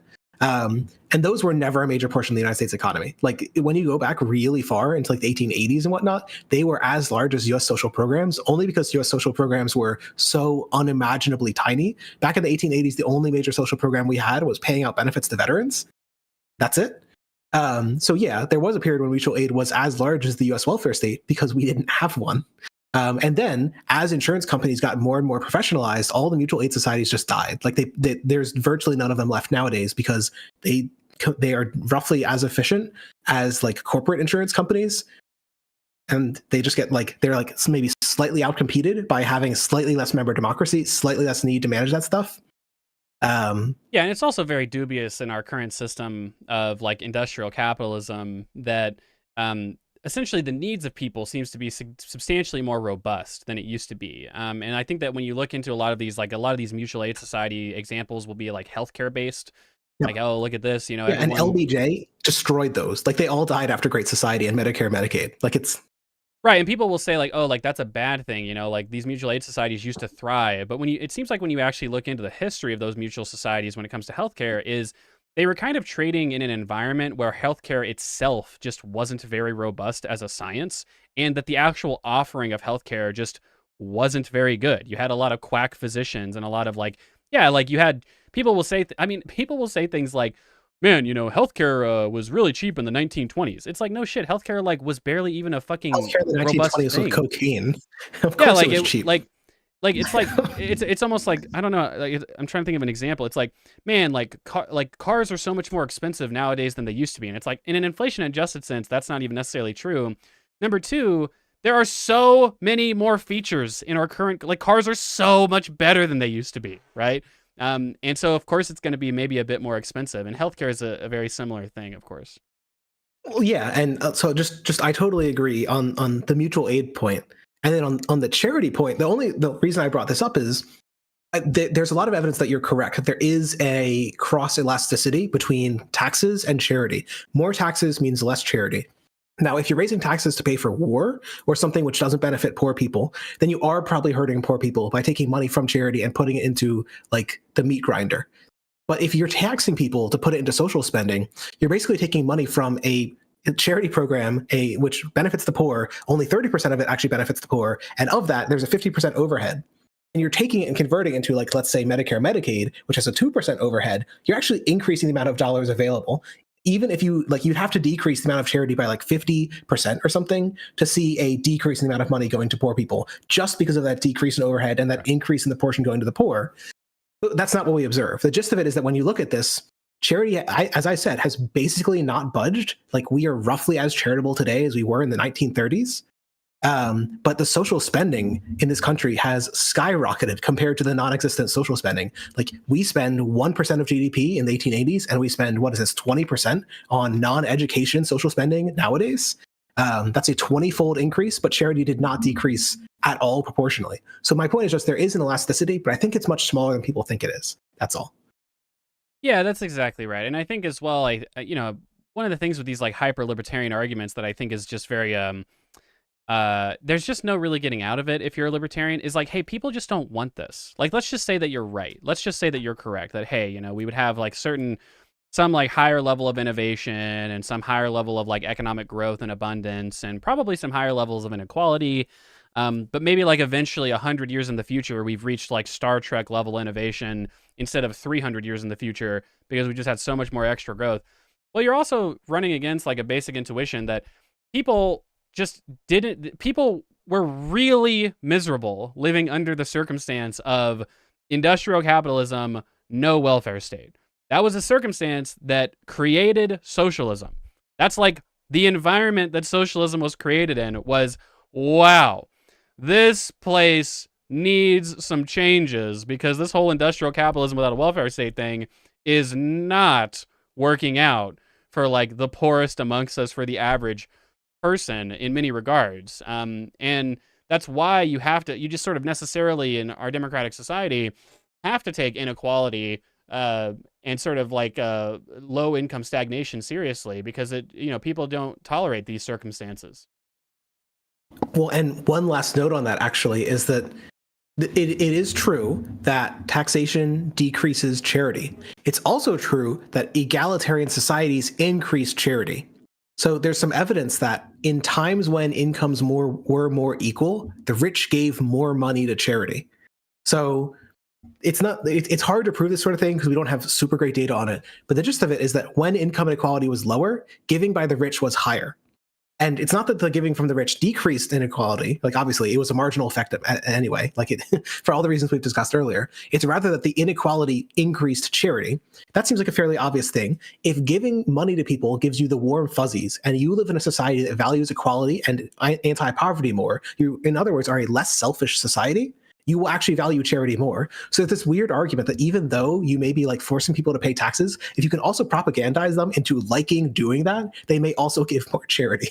So like the max charity society is an egalitarian high tax state that uses some of those taxes to propagandize people into hating poverty and liking giving to the poor. Yeah, I think that, there's probably some cultural effects as well. Like, I don't know, there does seem to be something brain breaking about being so rich. Like, I don't know what it is, but I really don't think it's just, some people will say like, oh, it's just the personality, like the type of people who can become mega wealthy are a certain type of people. And that's why like rich people are like very, just like evil a lot of the times, it feels like.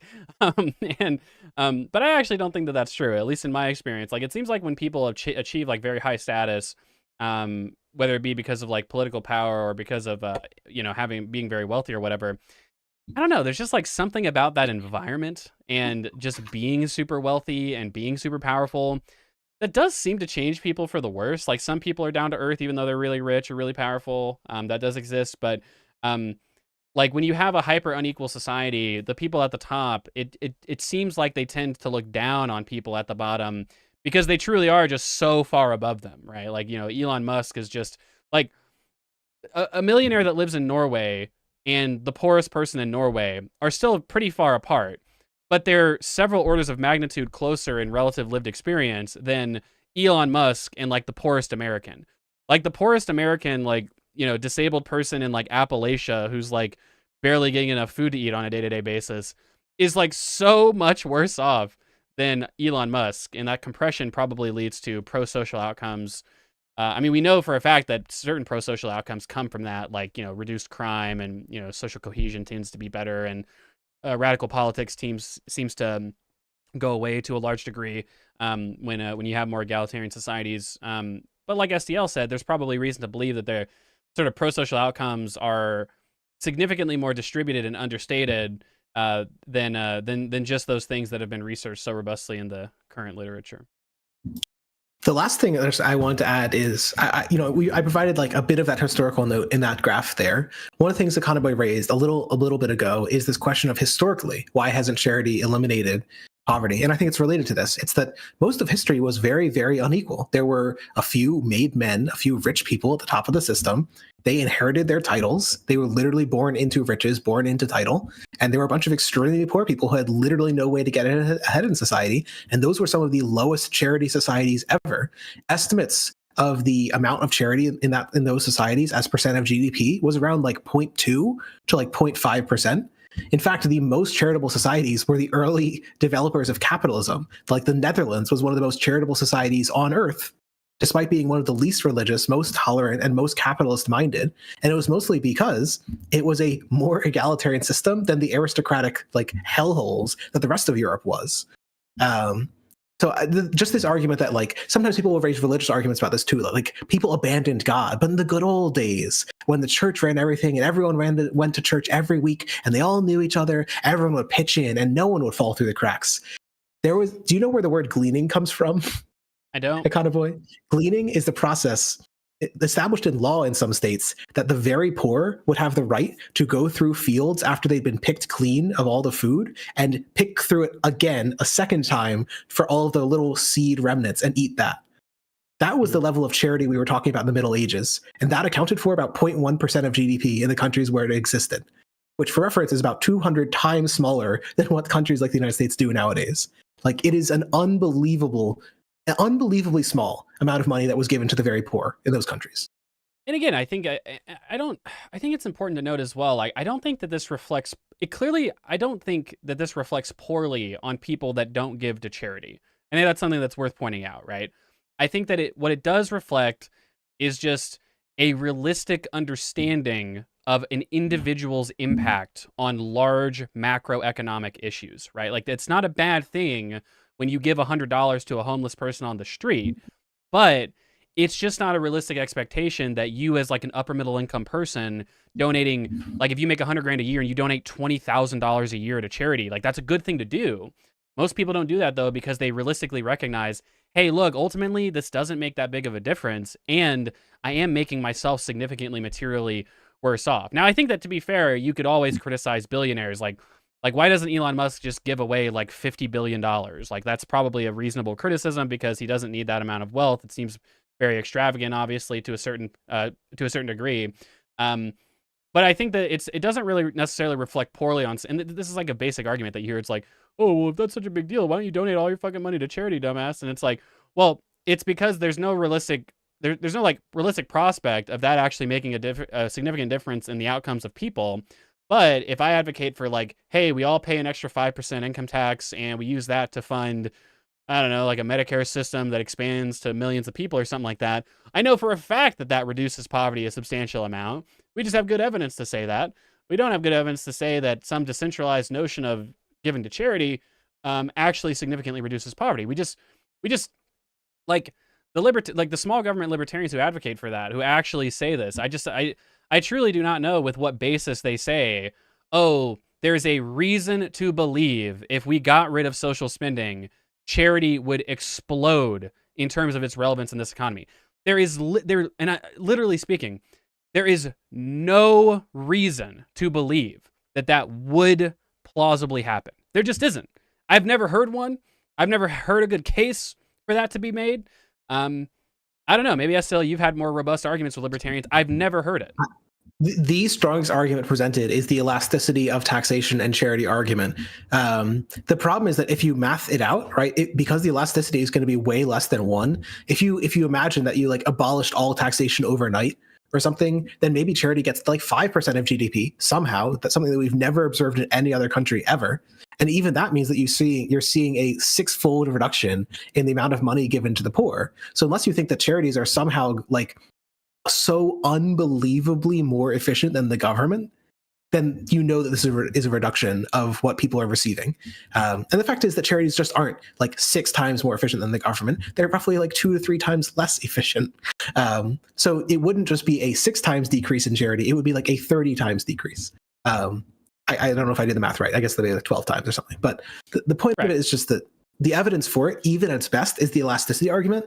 And the problem is I think that people are looking at elasticity over a very localized region of people's income responses, usually to tax breaks in the federal tax code. I don't think that elasticity holds because you got to remember, elasticities aren't necessarily linear. I don't think that elasticity holds if you like halved taxes, which is the thing that we're actually discussing, right? Yeah, exactly. And it is just also clear that it is also clear in my view that what do you call it? It's clear as well, just based on that basic evidence, that again, like, it's not clear that private charity has ever been effective at reducing poverty. There's no reason to believe that, well, because rich people are so much richer than they used to be, that they would just all of a sudden, barring the amount of taxes that they pay, give out a lot of money. Like, for instance, Jeff Bezos Jeff Bezos famously, doesn't pay very much in tax, right? Like he pays like, a small percentage of his wealth and income per year in tax. Now, nominally, he pays a lot of dollars in taxes, but let's just say that it was true that, if you eliminate all these taxes to people, that the billionaires would all of a sudden each give like an extra $100 million towards charity. That doesn't come close to making up the amount of money that you would need to fill those gaps. Like take Social Security, for example, right?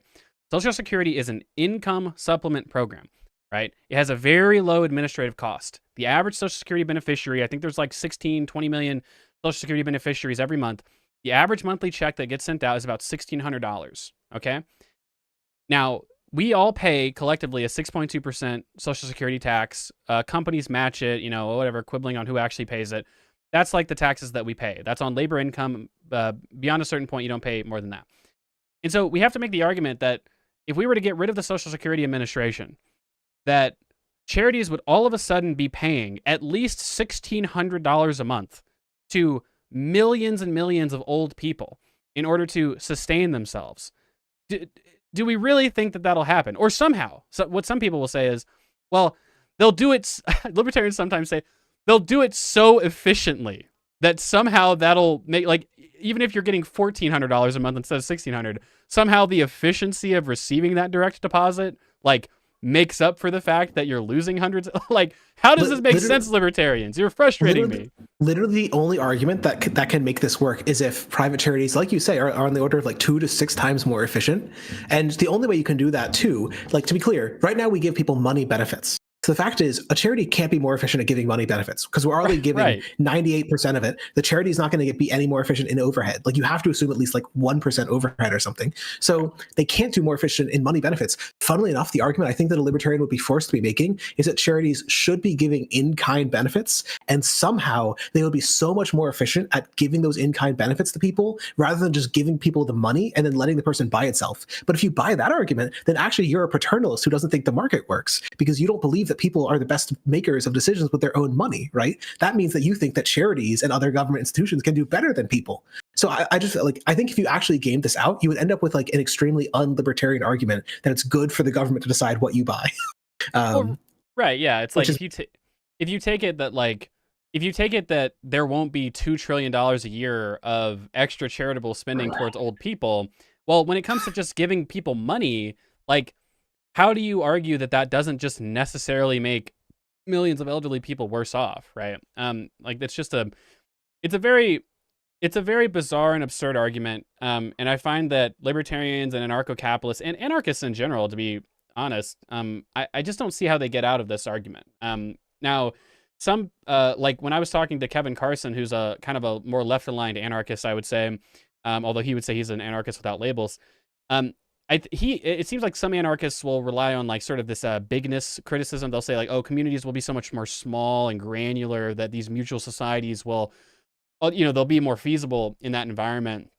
But I don't know. I mean, that just seems like, I guess maybe theoretically, if we all started living in villages again, we would have a, kind of a primitive communism type environment where people would be able to take care of everyone mutually. But I don't have reason to believe that would happen if we got rid of the welfare state or if we got rid of the state in general. Like, it seems like people enjoy the benefits of like mass urbanization and sort of I don't want to say non-communal living, but just like living in big giant fucking places filled with people. That seems to be something that people enjoy to do.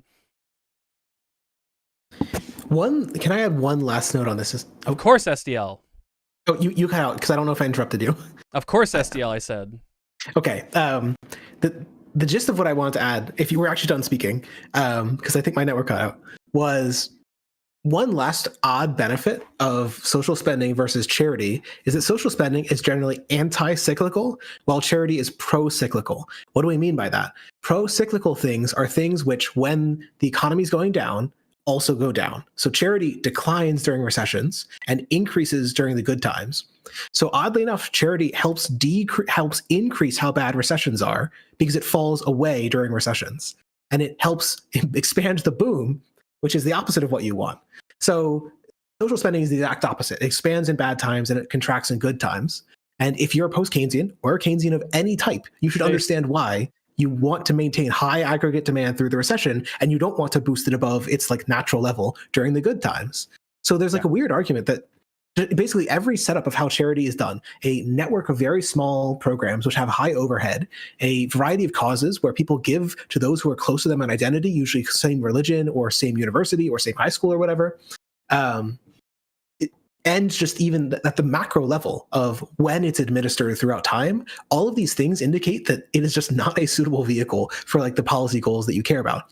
At the same time, for the things that it's not, but let me put it like this. I feel like we have really, really hated on charity as a poverty reduction tool, which is correct. It is a really bad one. It is one of the worst ones ever. Politely. There's a quote from Lindert, who is like the world's preeminent historian on social spending, to the tune of that poverty has never been abolished ever before in human history, with a possible exception of right now, and it's only because of social spending. Private charity never rose to the cause. It never solved the problem. Literally never in any society, period. But social spending is on the verge of doing so. So like you live in the only period in history we might have solved this problem. And even though people had like 4,000 years to figure out how to get it right with charity. But putting all that aside, I do think, since the question was, what is the role of charity? I do think there's an argument that charity, insofar as it is giving to people who share an identity with you, or giving to people who have a similar, like maybe niche interest as you, is an interesting, like it is a useful and probably pro-social element of society that we want to like build community and want to come together. To your point about as well, the cyclical nature of charity, like that's another argument for the socialization of the consumption of charity, or like the socialization of charitable giving is also just a good thing. Because like, for instance, if we were to say in our ideal societies, well, the medical research and the arts funding and things like this are like maybe good aspects of charitable giving or international aid, it's like, well, it's still good to take that consumption of charity out of the market and still just say everyone gets $20 a year that they can spend on charity, because you don't want like malaria nets to just like not have any funding because now we're in a recession all of a sudden.